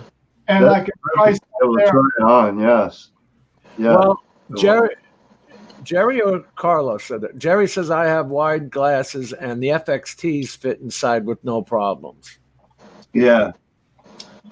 Jerry's used several types of goggles and whatnot. So, But he needs that single lens. He needs the single view, not the dual view. Yeah, like these, except not read or not. Click on that picture. Morpheus. Yeah, well, I mean, he's the one that you can see wearing them, but you see how they just clip on the bridge of the nose? Like you just put them on? You know, before Morpheus had those, we had the Star Trek glasses there. You see how they're like spring loaded though? They like go right into the crevice of the part where your eyes touch your nose area, and then they just kind of push against it. It's like a little solid pressure, and they just stay there. Not at the Let cost. me ask you a question, Dan. On a Florida summer day, are they going to stay there? I have no idea, and probably not. 100% humidity and 100 degrees out. They're sliding right off, Oh yeah. just like these do. It's not usually the slide off that causes the issue for me. It's the fog up that causes the issue for Oh, me. yeah. You don't have Humidity kicks in, you start sweating, it fogs up the whole. you don't have fans on yours? I got a fan on my goggles. Yeah. Well, how come it's fogging up then? I don't have that issue. Your glasses can fog up. 90% of the time, I don't have to I don't have to use the fan. Oh, huh. So, Oh wow, Carlos is in. and you start sweating. Yeah, you gotta turn on. Carlos, do you have your FXTs with you? I can have them in a second, but Steve Carpenter, those really quick, those goggles that you have, do they have DVR capabilities? Yes. Can you record what you're flying? For any goggle. Yes. Because it's very important to record what you're flying in case you lose your quad. You can go back to the DVR and find your quad. Yeah, DVR can be a lifesaver, man. I found some $8 antennas off my quad from crashing into a tree. Let me get my goggles. So I think Steve, have you ever seen the FXT goggles? That's it. Steve, have you ever seen them? The goggles? No, okay. Yeah, so those do have DVR, Steve. That was another reason why we settled on them. Yeah, DVR is definitely a requirement. That's what I'm saying, though. There's no way to know ahead of time if these things are going to fit you. Which is why we didn't know that. We figured most box goggles at this point, people, like you would assume Fat Shark is trying to commit to people that have glasses too. Yeah. You know what I'm saying? Dan, let me show the goggles real quick. So these are the FXT, and I don't even wear the bottom piece. So light leakage, I don't even have an issue. Plus, when you live in New York, you want to watch your back. But Good job, Carlos. you see, it's like a periscope lens. Right. And I'm gonna put them on real quick so you can see what It's a mirror. Oh yeah, that's a big difference. My glasses are in there comfortably. They don't even touch anything. I could put the bottom piece on. Am I showing myself right? Yeah. The bottom piece is only like a little. And I can even, if at any point by emergency you have to line of sight, you can do this, or and it's 1, 2, 3. Well, God damn, man, you look like a submarine periscope. It's kind of And against your goggles with some like little. So there's a mirror in there. Wheels or whatever. Yeah. This. Yeah, I'm going to show what Mr. Mike was saying. This is the screen. This pulls out. This is and this is like this pulls out, and you can actually put this on a tripod. Yep, it's got the screw on the bottom, so you can put it onto a tripod, so you can like. You know what? This one actually doesn't have the screw. My other set has the screw. I bought a replacement screen, so I'm never without goggles. But in my opinion, Steve, this is the way to go. And where is it? In here. You can't really see. This is where the DVR, the SD card goes in. And that's the most important, in my little opinion, is being able to find the quad. Like I said, it saved me at least $8 antennas. It saves me from crying because I can't find my quad in the high grass. And that's got the dual antennas too, right? And it has, dual antennas. Yeah, diversity. Mike, wouldn't you suggest that the TBS omnidirectional also? Yeah, omnidirectional antennas.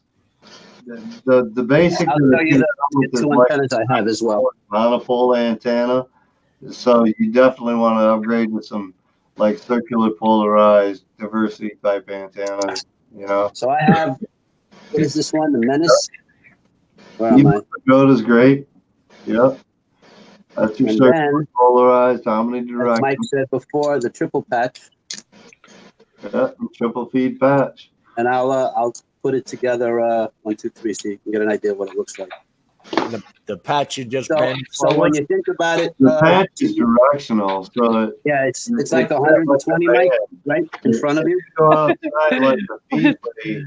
It'll go like staticky and switch over to the other fucking antenna. And then when you fly behind you, the other one kicks in. having real concentrated. Carlos, are those a TBS? No, but that's on my Christmas list.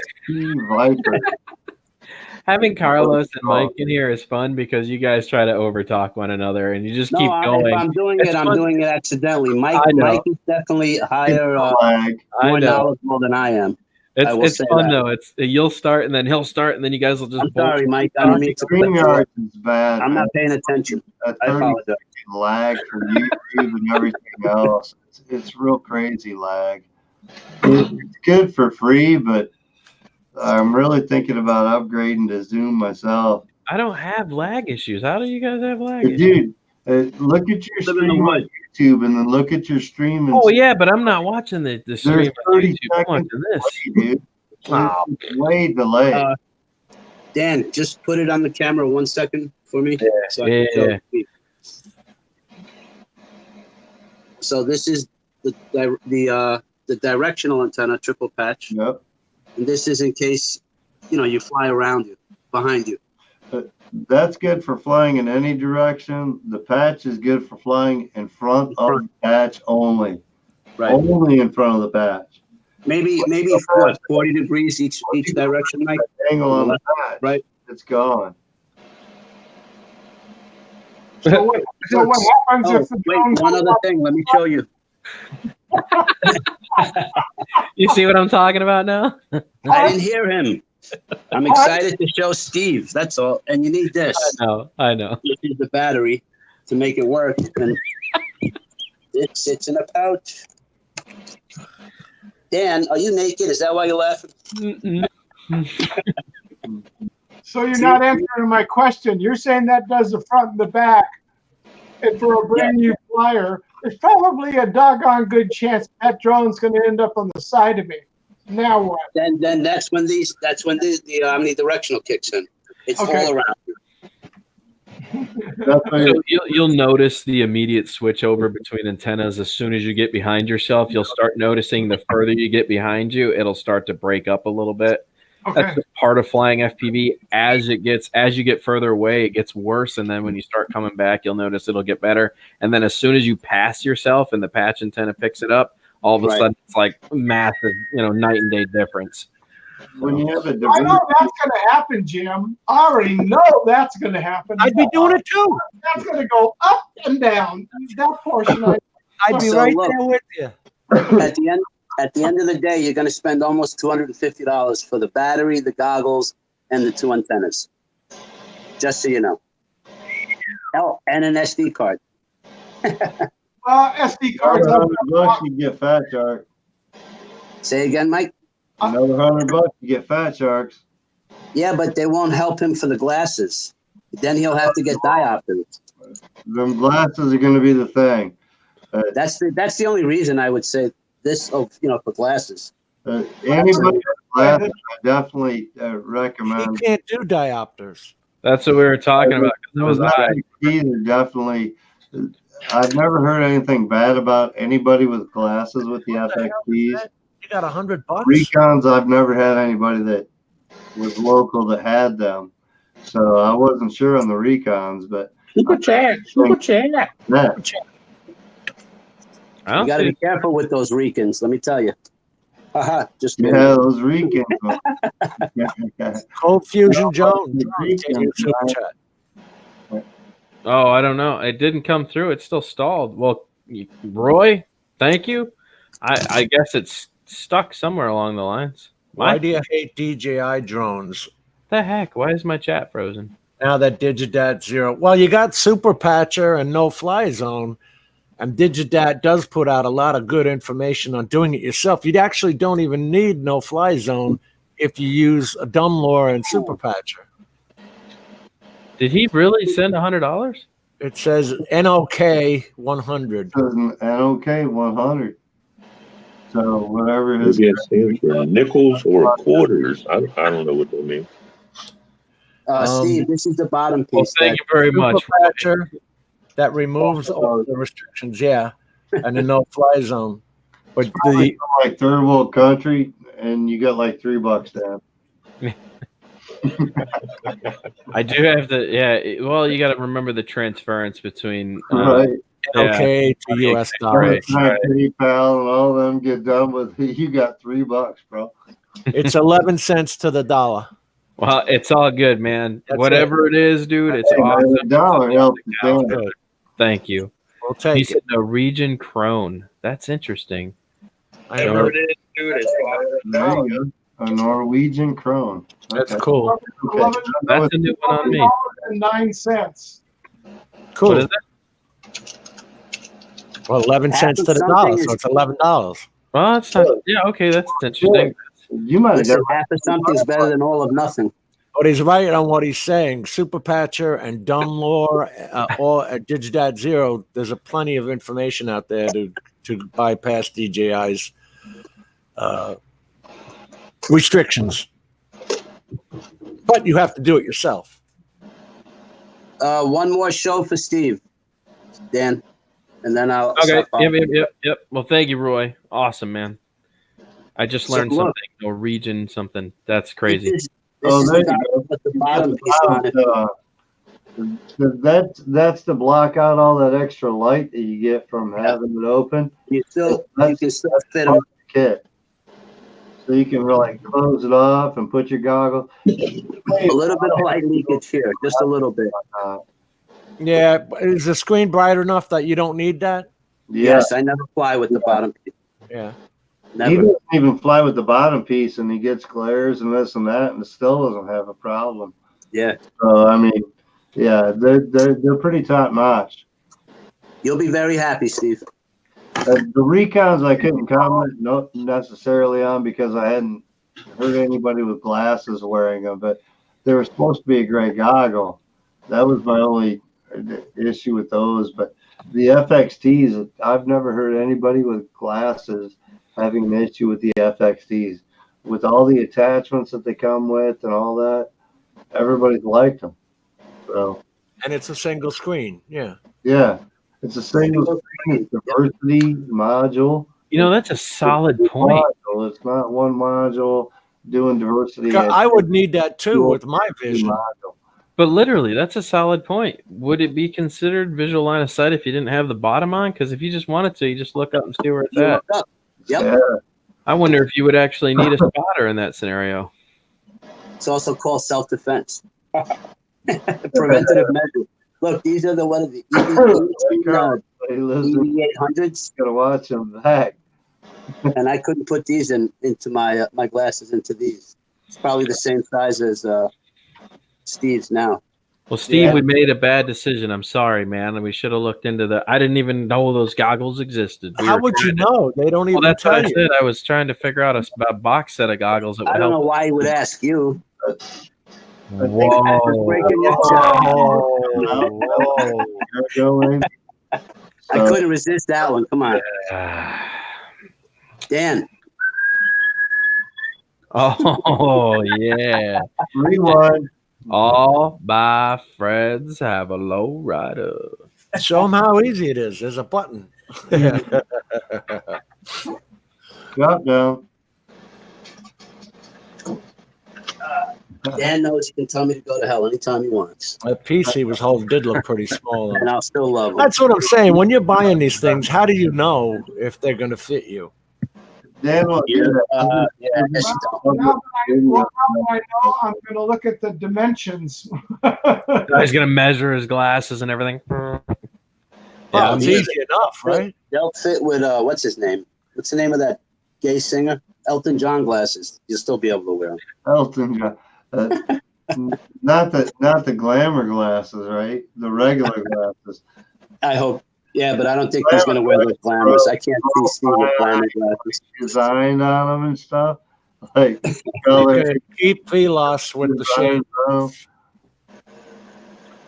We've had a pretty solid patch of 20 people or more this whole time.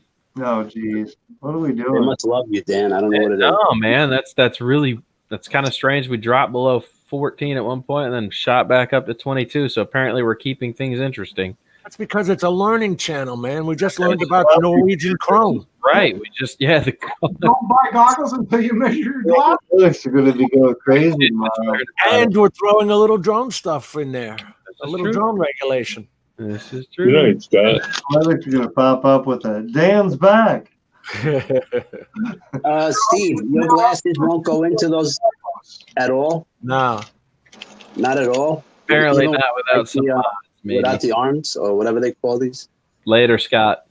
Yeah, they're arms. They won't go in, huh? Because some people take the arms off and somehow wedge the glasses in the goggles before they put them on. You had an extra set. It's 5 o'clock somewhere. Oh, that's just a cigarette. Sorry. I was trying to help you along. It's about going here. So they don't come with the battery? No, $25. What? Yeah. The FX. Well, I got the FXT, the USB charging one, and I need 2 of those for the amount of flying I do. I'd 'Cause be they run out of battery. You probably won't need to. Well, you would Or- get 2 anyway, wouldn't you? Backup? I do. I don't know if he would. You can also use a LiPo battery. It comes with. Let me show you the wire. Oh, there you go. Steve's probably got LiPo batteries hanging around. Yeah, get a LiPo to put on it. LiPos are cheap anyway. Better for your goggle. Smaller. Well, we were talking JST last week, right, Steve?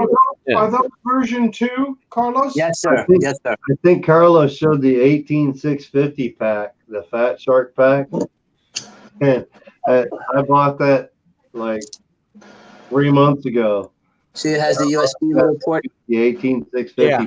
Rechargeable on the fly. Yeah.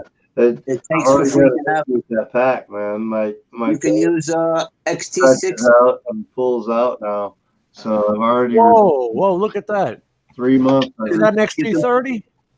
This is 60, if I'm not mistaken. Yeah, Where am XT. I? Why is it so? Why do you need an XT60? What kind of you're You not know, pulling that kind of No. You need. Well, I mean, it's not. Hold on a second. Look. Where's You that? need an XT60 connector, but it can be a 4S, 3S, 5S, 6. Well, probably 4S battery. Anything from 2S up to like 4S, I think. Yeah. And this comes with it. Oh, it does. Yes, Yeah. sir. The splitter already on it.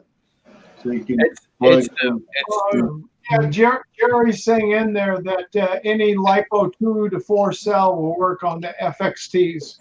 It's Right. no different than this. I don't know if you guys can see that, but this is just a balance port. This takes all the way from 2S, 3S, and 4S. You just plug in the balance port of, like, this is currently connected. This is a 4S battery connected to it right now. So, I mean, I don't understand the need for the XT60, but Steve, do you have any XT60s laying around? You know, an XT60 is normally for high end. It comes with the goggles. Dan, he doesn't need to get them. Right. Well, no, I get that. I'm asking if he has an XT60 battery hanging around that he can use. Gotcha. No? I'm new into the FPV market 100%, except for the drone. Well, I And a ordered. pair of Yeah. goggles that won't fit me. So I ordered from Amway, and this is just the connection piece. You can see it says 2S, 3S, and 4S voltage out, but it's Right. the same head setup. So as long as you had any LiPo in between those, you could just plug right into the goggles, and that's how it powers it. So I'm wondering if they have the setup for those kind of the same way as this. You may want to see if they have some options available. I have a question for Big Mike. Mike, can you see this battery? This little balance lead. Hold on. Is Mike there? Yeah. The balance lead is for the Fat Shark goggles for the fan. Mhm. Is that what that's for, Mike? Mike? Yeah, that's the What is this for as far as the Fat Shark goggles? That's where I'm having my issues. The cable come out on like the connection because I put it in my strap. It's always stretching that connection. But yeah, the balance is for the goggle fan. Fan. Okay. Yep. If you don't plug that in, you don't get the fan on the Fat Shark goggle. But it's no bearing on charging, right? No, you don't even need that for the barrel charger. Right. Just plug that into the barrel and run it. How do you charge those, Carlos? USB. Oh, that's cool enough there. You don't even need a separate charger.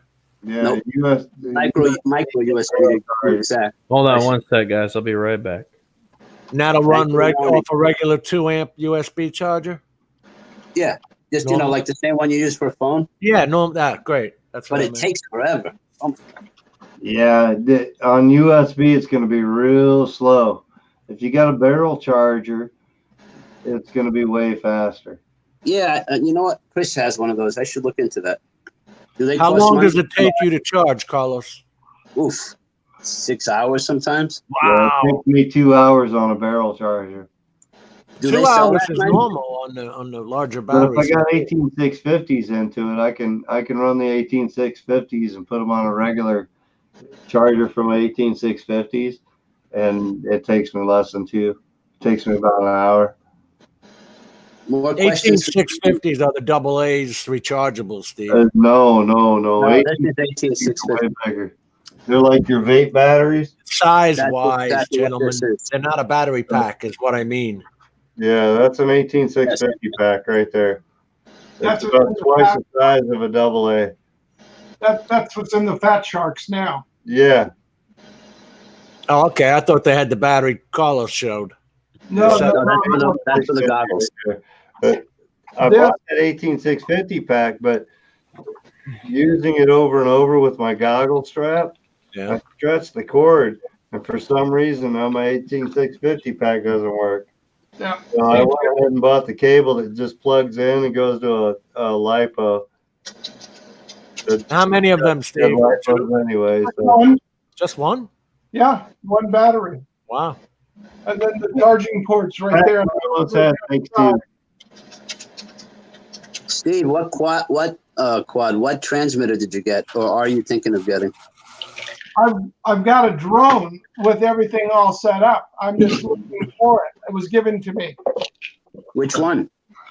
It's a beginner drone. Oh, I see what he's saying. Hold on a sec. Just supporting.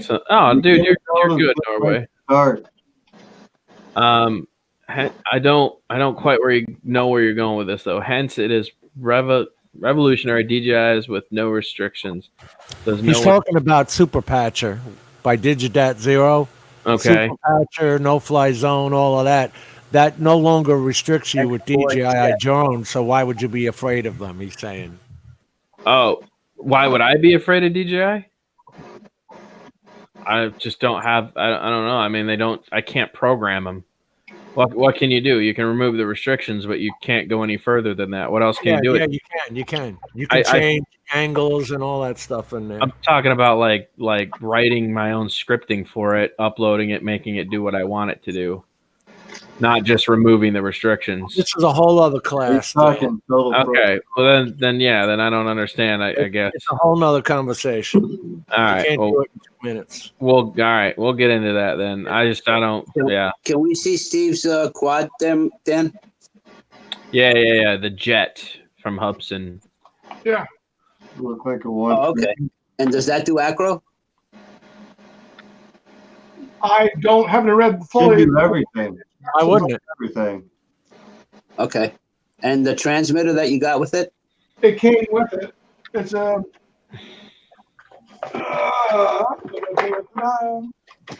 a standard one, and then it came with the antennas with it. It's a standard.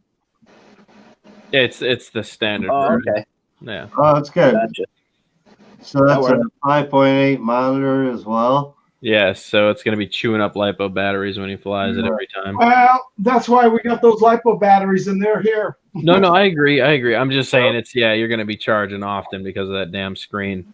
You may just want to take it apart and unplug the screen if you're not going to be using it. If you can shut off the screen for flight, that'd be good too. If you're using goggles, definitely. Yeah, Cold Fire, I'll look into it. Me and Jim will have a talk so I can understand what he's talking about because honestly, this is all new to me. I have no idea what just crossed the board here, so I will look into it, sir. It's kind of like the Halley Stone I got, Got a nice controller and everything else.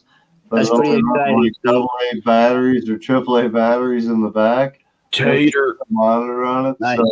Oh, there you go. Yeah. Packs. That's right. Those are the ones we ordered. Yeah. Did they fit in the back like we suggested? Did they go right in? Excellent. Nice. Awesome. Glad that worked. Tater says, "What's up, y'all?" You may never want to fly a GPS drone after this, Steve. What's that? You may never want to fly a GPS drone after getting into the FPV. Yeah. The dark side is strong. My vision, Carlos. Blizzard, what's happening, brother? You're going to love it. Just your discussion right now. We're talking FPV. FPV flight is total freedom flight. It's total freedom. You know what it is? Once you fly FPV and you get the speed and everything, the agility and everything you can do, and then you go back to a GPS drone, it's like slow motion. However, it's freedom. However, do whatever you want. This is the problem I have. Okay, is Constipated. that you no sometimes depends on how much red meat I have. But listen. There are just some shots you can't get with FPV that you can't. There's definitely the still shots and slow shots. To give up one and not have the other is like a non-equal platform. You have to have that middle ground. And so you have to kind of, if you're just in it to fly aggressive, that's one thing.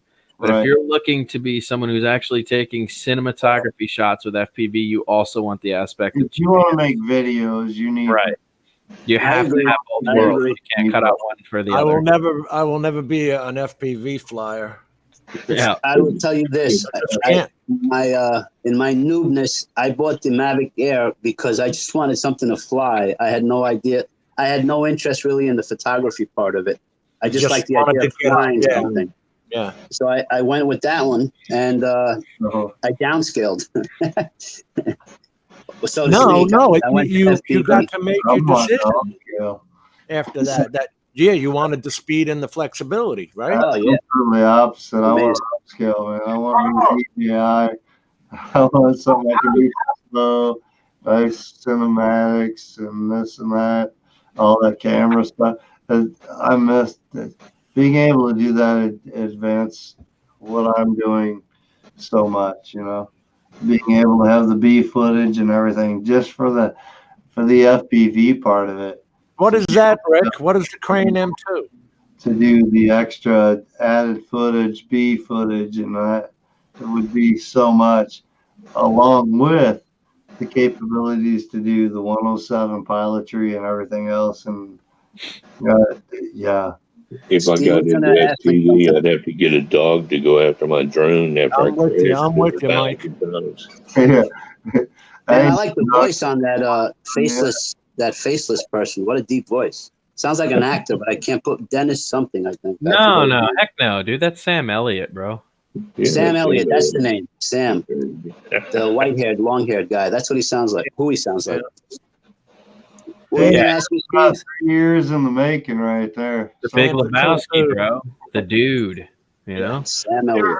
What do you say at the end? The dude must abide. Yeah, no, he says the dude abides. Carlos, I just got one big question for you. You said you had the Air, and then you downscaled. How do you call spending all the money you're spending? Right. Well, no, as far as the footage, I spent a whole bunch more money. I even bought a Spark after the Mavic Air because I crashed my Mavic Air twice, and I couldn't be without a drone. So I bought a Spark. It's crazy. By downscaling, he means he only spends $200 to $300 on a drone now instead of $1,000 on a drone. No. But I guess what I meant as far as the video quality and I've already got stuff like that. Roy, we've already got that. We've been able to fly Acro with this since 2014. Yeah, but I didn't know anything about that. I'm saying Roy was like, now you can fly Acro with DJI products. I'm like, but we've been able to do that for almost 5 years with this. Guys just stepping their game up and trying to get into the platform. I see that. So that's what I meant by downscaling, video quality. But yeah, I already own like 7 quads now. It's crazy. I know. I've seen You're building fast. you on other shows. I'm sitting there going, well, that was 1, 2, 3, and then when I saw 4, I go, wait a second. That's none of the other 4. MD95 TSI has a YouTube channel because Carlos keeps buying drones. I love it. You see, I can't afford that, so I buy one, fly it, don't crash it. Yeah. This is what I would suggest for your next quad, Steve. This is a ET-115, but it's fast, it's 3S, and it has these prop guards, and you can do a lot with this. Oh, so I won't be able to commit suicide with it, huh? No. And then you don't feel like suicide when you crash into the ground. You're like, oh, they want my money. I had the other one packed away that I was going to show you, but basically what I did is we cut the prop guards off, and it flies even faster. It's quick. All right. Watch this. Mike, this is what I'm going to task you with when you get a chance. Okay? Watch this. Solo comes stock with these features. And barrel rolling. God, dude, that a loop to loop? See that power loop? Yep. Power loop, right? Oh my God. Holy crap. That is a 4-pound animal. Just tearing it up, dude. Yeah. Whoever's like, he just did 2 flips in one go, just front barrel roll flips and right over the hood. I'm seriously thinking of changing the drone that I've got. It's a $300 GPS HS100. I'm seriously thinking of doing like the remix that Mr. Steele did with this Phantom and going full up like brush motors and flight control and turning it total Acro just because it's only $300, and I got it free anyway. So. Well, that's what's fun about this is you can buy the. It was a $2,000 drone. Now you can pick them up for like $200, but the features come built into it. I mean, this guy's savage. I don't know who this is, but he's only like 20 feet off the ground. He's pulling some maneuvers I would never try that close to the ground. He's flipping it. Yeah, well, he's not just he's barrel rolling it, looping it, sliding. It only goes full Acros. Awesome. Anyway, Look at that. What controller do you use with that? I don't care. He's using the solo controller with it. Okay. It's there's nothing different about it. Like he didn't add in his own flight controller or anything. It is stock. He goes to flight modes and puts it in Acro, and then it's full manual Acro for him. Yep. It's got an Acro mode built in. Yep. One of the first. It was the first GPS drone with full Acro built into it. And it's full Acro. It's not like sport. No, it's not fake. It's full Acro. It's not sport mode. It's Acro mode. Yep. But that's why so many people crashed him. Like that I would have crashed right there. I don't think he crashed. But still, that's a 4-pound bird rolling over on a 14.8 battery. Yep. This guy, whoever's flying this, he's crazy. He is absolutely crazy. See? Look at that. But I bet you he's having fun. He's having a blast. You know he is. That's this was 4 years ago, which means he paid a lot of money for that 4 years ago. 2 years ago, they started getting cheaper, and then a year ago, they really dropped in price. But I'll tell you what, man, if he was flying this 4 years ago, he's probably one of the first people that spent, almost $2,000 on his purchase. So he's crazy to be flying this like that. I don't even think Acro was popular yet when this came out. For all we know, the Solo set the trend for Acro. There you go. Oh my gosh. Yeah, they've been flying this since what, 2014 now. So it's 5 years plus. Yeah, 5 years. I don't know how long true Acro has been around, but I think Solo might have been one of the first to have full manual Acro. Hey Mike, what's the difference between air and Acro?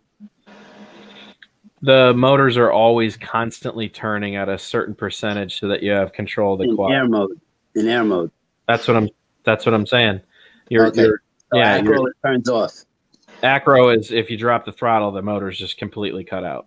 Gotcha. Air mode means you always have a little bit of power going to them so that you can control the descent or the roll or whatever you're doing, I see. It's cool. You're going to love it, Steve. Just don't give up. Do not give up because it's going to be frustrating in the beginning.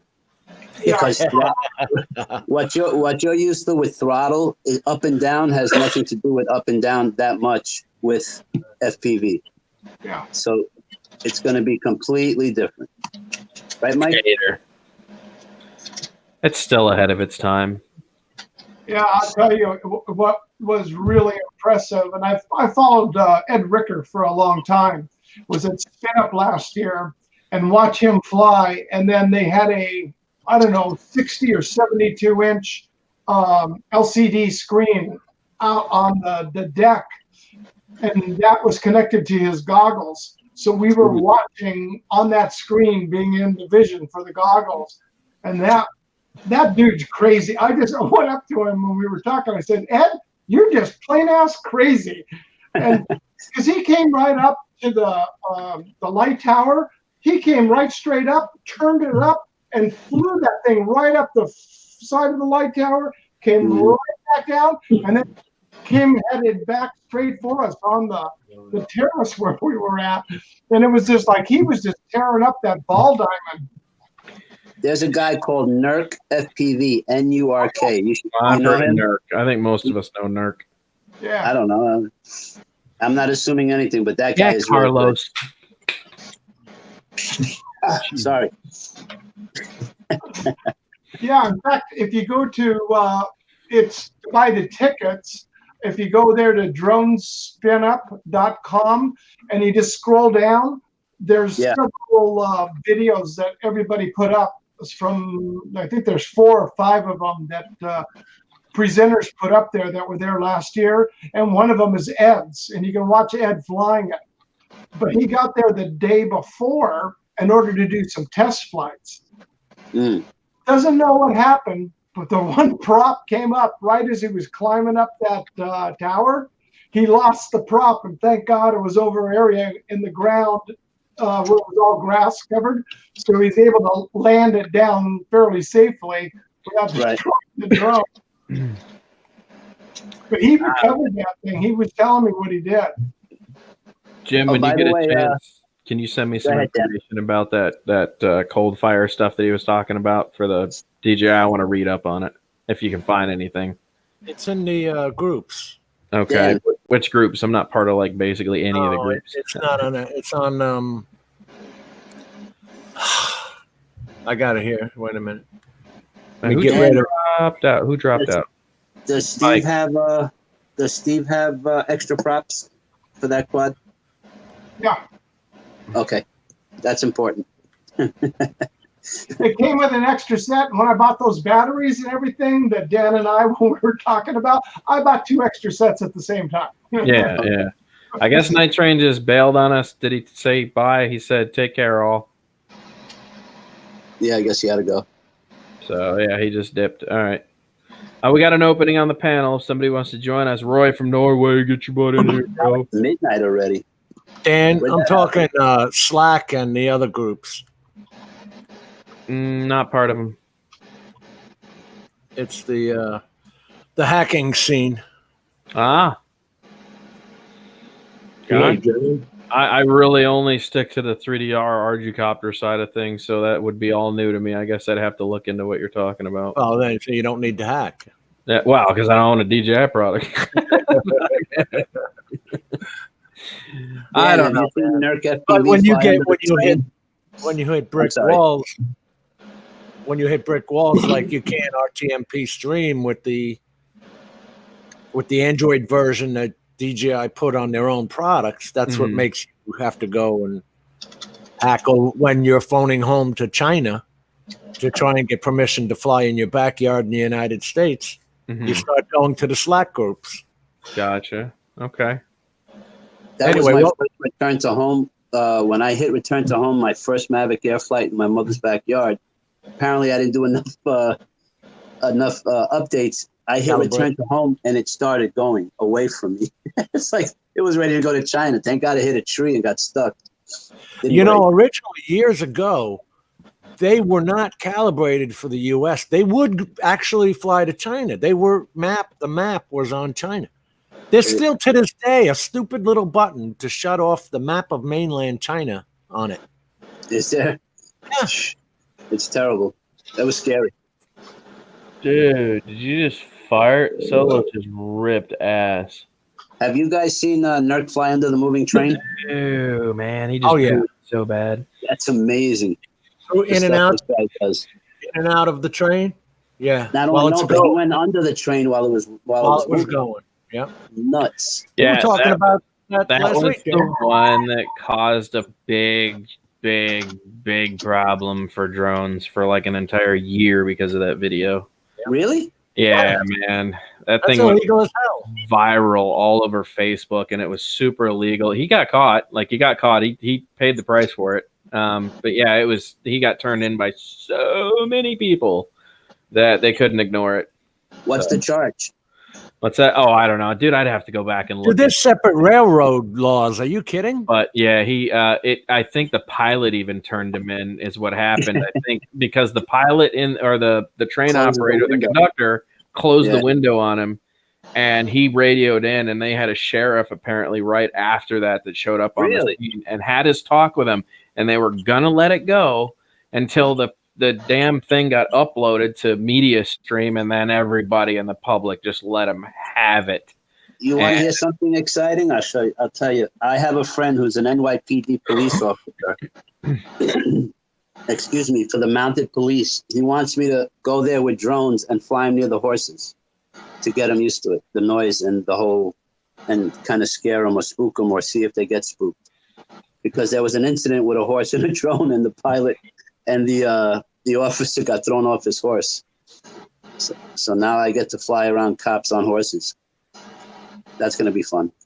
But I can't advertise as far as I'm not going to put it on YouTube or make it any kind of public thing. They Yeah. have their own drone squadron. Well, The NYPD.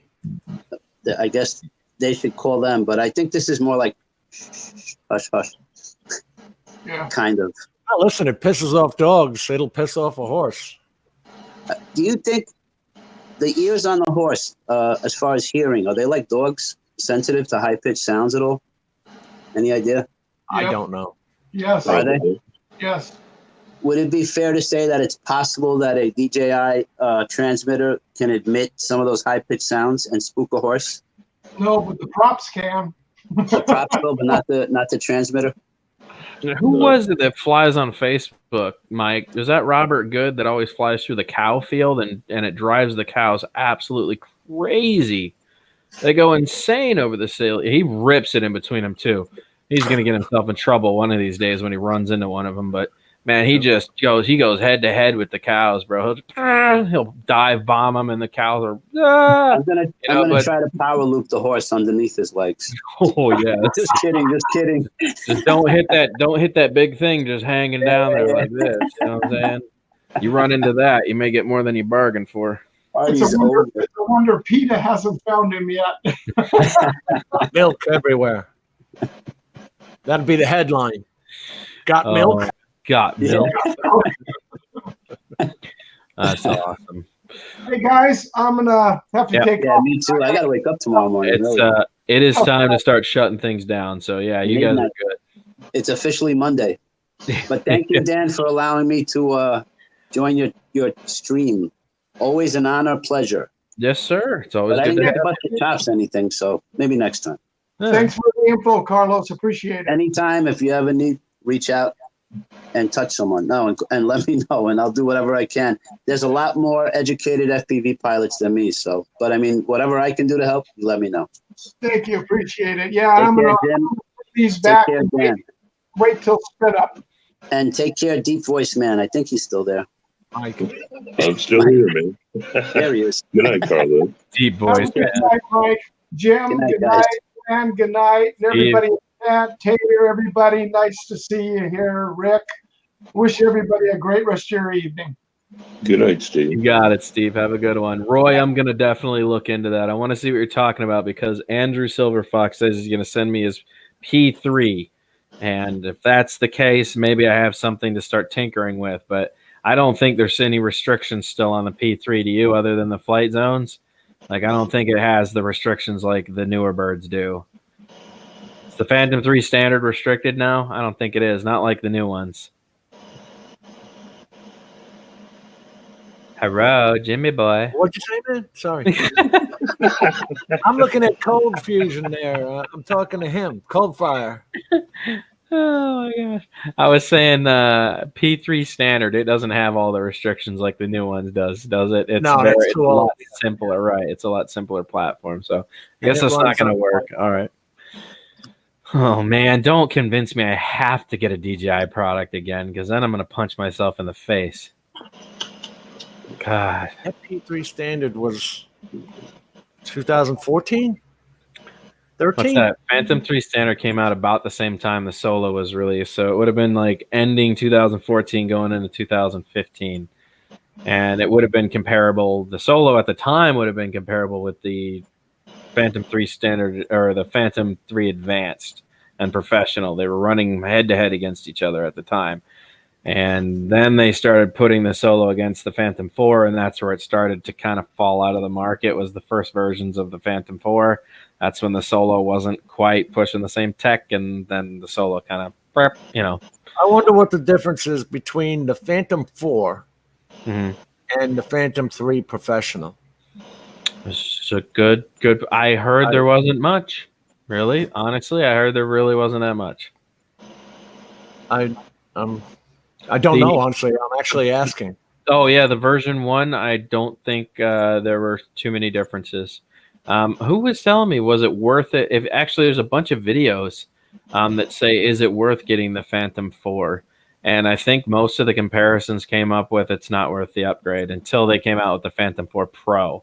and then we got a totally different camera, sensor, all that stuff. But you see, when they went from the Phantom 3 Advanced, okay, which had I mean professional, which had that 4K camera, but it was hanging off, and you could actually, if you wanted to, take it off, adjust it, put other cameras on, blah blah blah.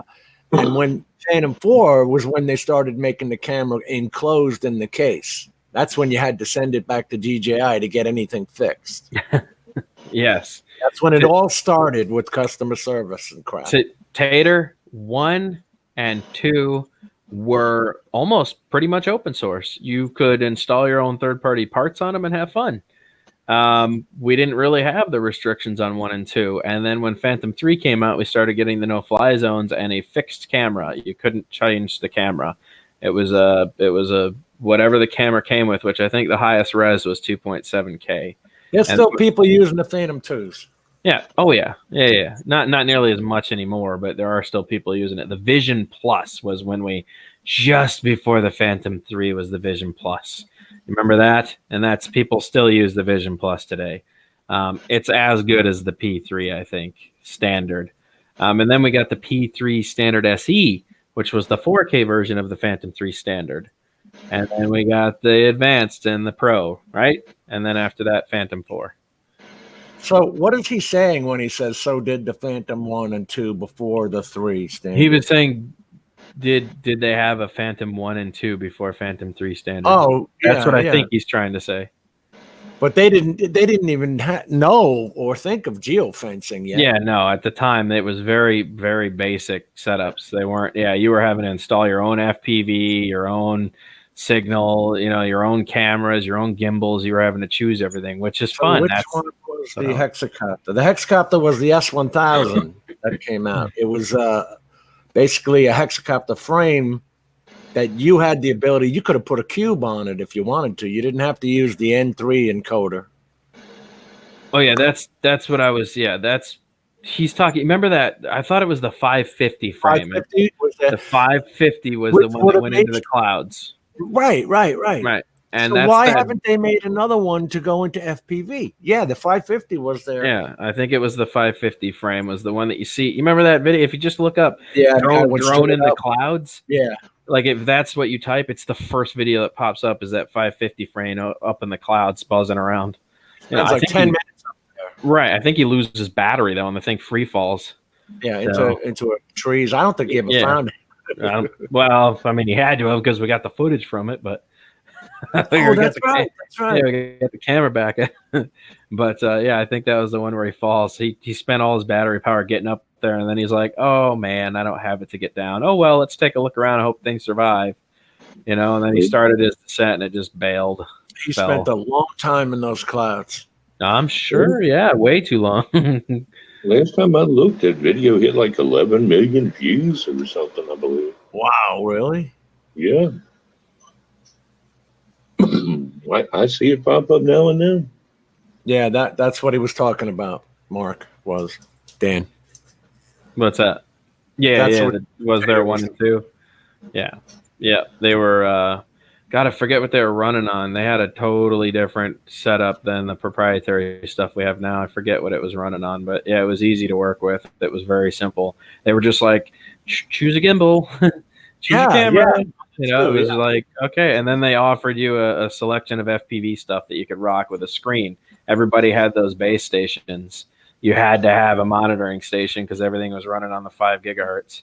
And that was the H3 gimbal and stuff like that. The low profile. Yeah. Right. Well, this is one of those gimbals. This is for the 1 and the 2. The one I just put on the Solo, the miniature one. This is for the one in the Phantom 1 and the 2. It's a very small gimbal. It's designed to hold 100 gram action cameras, and that's one of them you could have installed on it. So. Good night, bud. In fact, I want to get one of those gimbals. I was looking up, there used to be a company called Dren Robotics that made a gimbal that would actually connect up to the, like the Inspire or something like that. Mm-hmm. The Inspire 1 and all that you could actually operate. It was called Dren Robotics. You can't even find their website today. The gimbal was called the Eye. Mm. The Eye. And I can't even find it now. I bet you they got bought out by DJI and closed down. Why do I seem to remember somebody coming up with that for the Solo too? We had something called the Eye. I'm not Dren sure. Robotics, DREN. Let me see if I can check something out real quick. Google. Because all right, while you do that, I'll go back to my story. It was because I bought the FLIR View Pro R thermal sensor, thermal camera. Right. And you can use that with the Dren Robotics gimbal. That'll hook right up. Instead of hanging the FLIR View Pro off with a GoPro style adapter Mm-hmm. and a diversity screen. Yeah, it's called the Sky Eye View Pro Gimbal. They have it for the Solo too. See it still? What's that? Still online? Yeah, well, I just looked up the Eye. I typed in 3DR Solo Eye camera, and I found the Skyview Pro gimbal for FLIR, and they have a couple setups that connect to the Solo. They had another one too. I'm trying to look for that one. They had a really sick setup at one point. What's up, Sean? I see the Tarot gimbal. There's the FLIR ZDNet. The Sky Eye, yeah. But that I don't think. Can you still buy it, or is Yangda making it? That is Yangda Online, son of a gun. Yangda is also from Shenzhen, China. And they now have drones out that compete with DJI. Where? Yeah, see, but that Dren Robotics one would actually connect right to the DJI connector. Yeah, here's the setup I wanted. Let me see if this thing pops up. Let me see. I want to see this page. Pop it up, brother. I'm trying, man. I'm really trying. Yeah, here we go. It's so sexy. No guts, no glory. Oh yeah. Talk dirty to me. Man, there were so many uses you could have used the Solo for. I'm surprised that we never got half this stuff. How did they go under? I don't understand. I'll show you. There were a bunch of companies designing third-party parts for it. See, check this out. That's what I'm saying. Like right now, if you put in the American Drone Act for 2019, everybody would buy a Solo. Oh yeah, it was available today. Look at this thing. Yeah, look you at got a DSLR on it. They have it exactly, and this is stuff that was coming for the Solo until everybody bitched and complained too much, and they ended up shutting the project down too early, and nobody ever got half the cool stuff. The Solo would have been blown DJI out of the water if the marketing campaign had gone correctly. Yes. DJI wouldn't have even stood a chance against 3DR if this had worked out properly. And you know why they would have made tons of money? Mm-hmm. Tell me why they would have made tons of money. Oh, because all the other manufacturers would have gotten involved. You would have had. And why could they do that? Because it was open source. Right. Exactly. So DJI has everything in a $10,000 SDK. If I want to play with it, I got to pay $10,000 to play with their SDK. Not only Solo, that, but the Solo. What could have been fun is that 3DR could have sold the rights to it to companies to be able to manufacture parts for it. You see what I'm saying? Yeah. At the time, they could have been like, if you want to put your accessories on ours, you got to pay for this portion of it. They could have made so much money off the manufacturers, not just or the accessories for other companies putting in the pot. Then look at batteries alone, man. Look at batteries alone. Exactly. I'm telling you right now, they could come back tomorrow. Yep. Start up again tomorrow, and the market is ripe. Game changer. I know. I'm telling you, the market's ripe. The problem they were the first ones to start off with the idea of construction inspection. Yep. Well, and that is still going very strong. Their site scan software is being used by all major construction companies now. So 3DR is still ahead of the game in the software department when it comes to not just that, but cave mining. All these people that do geological digs and stuff. Yeah. What do they and call that? Spelunking? Spelunking. Yes. Yeah. And they send these things down and they just go through the caverns, and they have very specific sensors on them. You're not flying under GPS. They have these rotating servo sensors that do this on top of the Solo, and they scan the environment so the Solo can never crash into anything. It's got 4 on the back, 4 on the front, 2 on the sides. It's constantly scanning the cave using like Echo format or something. Yeah, it's weird. It's not sonar or LiDAR. It's like Echo Sense. It's really cool what they have for this stuff. And this is still being used on the Solo today. The Solo was designed to be a workhorse, man. It was designed to do everything, and people just didn't get that. They were mad they had to buy a GoPro. They were mad they had to buy a gimbal. Well, they screwed up with the gimbal. If that had come out with the gimbal, man. I get it. Both 3DR and GoPro would have made a fortune. You know it. Actually, they should have got together. Before closing down, why the hell didn't they get together with GoPro? But you have to remember, that would have been a sick, and then they wouldn't have had to have the karma. We could have totally just skipped the karma in that route, in that sense, But no, the funny thing is DJI inspired the Solo. That half the parts that are in the Solo was DJI tech. The only difference was they decided to run this on Arducopter, so it got a cube. It got an internal computer as opposed to a flight controller. So this actually has not only a flight controller, but it has an onboard processing computer that's constantly calculating data. So it's just I still think it's more advanced than half the drones that DJI has put out today. You got a lot of stuff today that people don't talk about because it doesn't concern them. They're not interested in.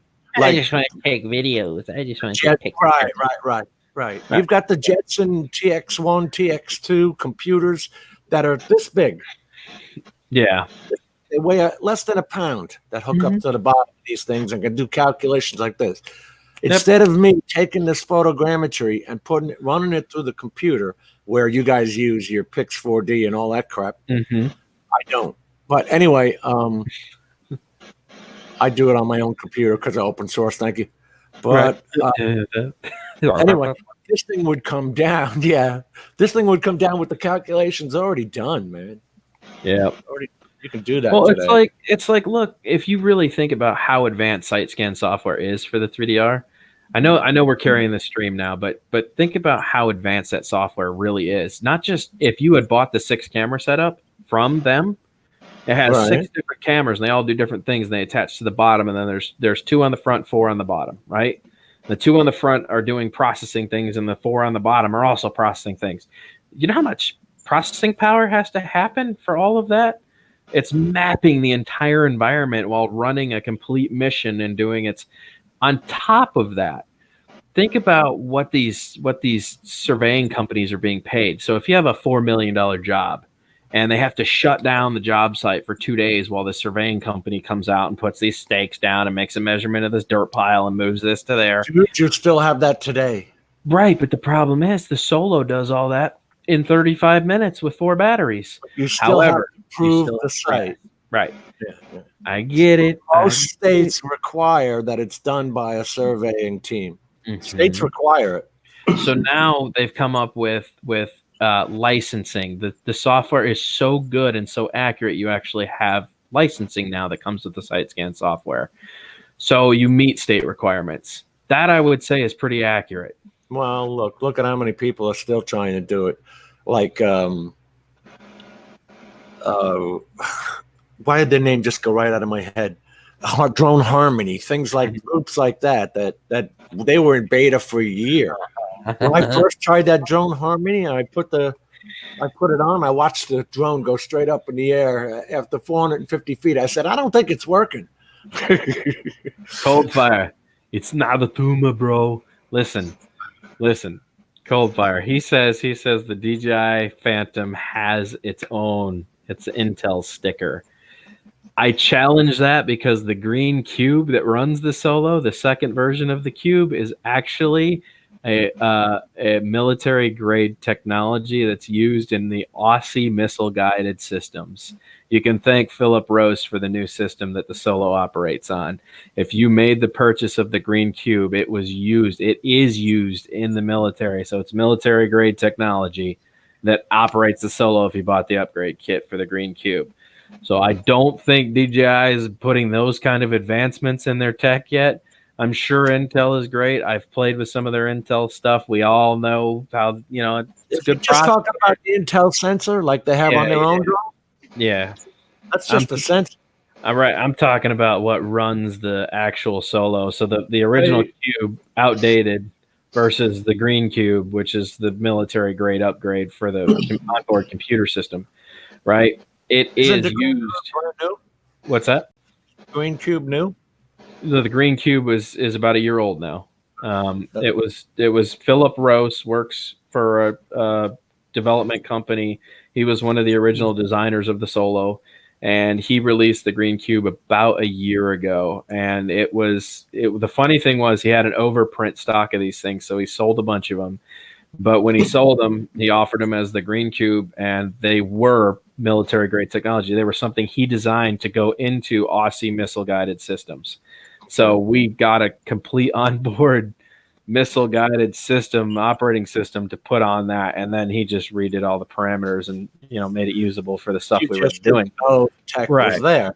So, but it is military grade technology. I think that's the coolest thing ever. I can officially say I have a drone that's military grade technology. Crazy. You can still buy it. Look, what's his name? Paul Denardi. What's that site he runs, man? Gestures Drones. I think you can still pick up the green cube here. Let's see. You remember names better than I do. How's that? You remember names better than I do. Gestures. Paul Denardo. I thought that was the guy who got put away for murder. Paul Denardi. Oh. Let's see here. We'll go to all. Yeah, here, Gestures Drones LLC. Here's the website. Let's see if he's still got the green cube available. Show us, man. I can't see nothing here. That's what I'm doing. Give me a sec here. Behind the time. So we got Gestures Drones up. Welcome to Gestures Drones. Enter here. Enter. Oh, wow. He may have dropped his, what does it say? Lightspeed is not a web hosting company. Please be advised. As such, there's no control over content found on the site. I wonder if Gestures Drones is down. Well, is there anything else you can? What happens when you right click on it? Hit inspect. Right click on the site. Yeah. And hit inspect, and it'll show you where it comes from. That should have the URL in it right there. I can't read that. Yeah. No, this is right. It should have taken us to the store. Oh, it took us to .org. Why? Let's try this again here. I'm going to go back and see if there's something else open. Here's gesturesdrones.com. This might be more what we're looking for. Yeah, here we go. Okay, so he had a second page that he may not have put out yet. You'll find that most of the stuff that's in here is for the 3DR Solo.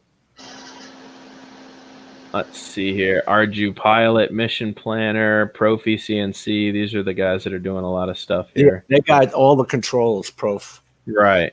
Profi. Yeah, Profi is the guys that are working on the Solo project right now, if anybody is wondering. There it is. There's right there. Yeah. Profi. Pickhawks too, right there, the green cube. Now, who is this? Gestures what? Yeah, Gestures Drones. It's operated and run by Paul Denardi. I can't click on it, though, for some reason. Oh, it's just a video. Why can't I click on any of this stuff? What's the deal? Let's see. About, build, docs, home, links to photo. I want to. Here, let's go to the store. Wow, the store is down right now. That's the problem. This is what I'm telling. Just like Dren Robotics, where they bought out and closed down. Interesting. Let's try Profi CNC. Yeah, man, his site must just be down for some reason, or he's working on it, one or the other. Let's see if Arju Pilot lets us take us there. Yeah, okay, so the Arju Pilot platform's still open. You'll see 3DR on the list right there. Copters, planes, rovers, subs, antennas, trackers, APM, home built, everything, man. I'm telling you, these companies get bought out all the time, every day. Interesting. Huh. All right, well, I didn't buy a green cube. I didn't see the point.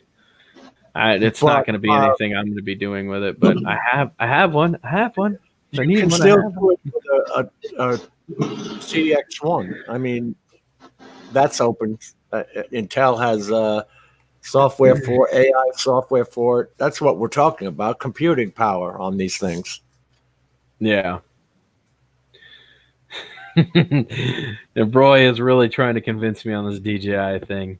Even if I could buy one, or even if I wanted one, Roy, I couldn't afford it for a little while, man. I got a ton of hospital bills. I got a car that needs a lot of love. I got drones and RC products here that still need to be fixed. I don't know if I'll be getting a DJI anytime soon, bro. Necessity items comes first in my life. So, got to take care of those necessities. Well, on that note, Jim, I think I'm going to call it here, buddy. That's we're 12:30 now. We've been on for 2 hours and 30 minutes. So yeah, I think I gave you enough viewers. Thanks, man. Bring your popular ass back in here next time, all right? Always willing to help out. Bring over my little 700. I got you. Come on, bring him on. Yeah, I'm with it. I'll look into it, Roy. I promise you, I will definitely look into it, buddy. I have no problem looking into things that interest me, and if what you're saying is true, then it may just be my next wet dream. I may have to follow DJI, But this is something I've been waiting for in an affordable price range. So if it's affordable, then I may tackle it. Yeah, there we go. Okay, well, I don't like. That's a different subject. Okay. See, now that's not what I like to hear. I don't. Don't say that, bro. This is why I stick to open source. It's free. I can do whatever I want. Doesn't cost me anything. James, man, thank you, brother. Good to have you in here. I'm out. Mike, shut up. You talk too much. Yeah, I talk too much, man. I know. You be quiet. You talk too much, sir. Hey, Mike, I'm heading to Discord. I'll see you there, buddy. All right, man. All right, brother. Everyone in chat, please smash the like button. I could definitely use the love. I don't get a chance to make content too much right now. So Dan, the SEAL teams are using DJI. I don't think the SEAL teams are using DJI. Mike, aren't we restricted from using DJI products as government based and military? Our military got a ban on their products right now. Our military has a complete ban on all DJI products right now. You cannot use DJI. They're even telling soldiers that they can't use DJI products at their in their personal time. They don't want them, like, if they're affiliated with the military at all, they don't want them using DJI products. That's crazy. You made a big fuck up if they don't want you to do it on your personal time. So yeah, somebody made a boo-boo. So anyways, I'm calling it, man. Toodaloo, everybody. Good night, everybody. Later. Mm-hmm.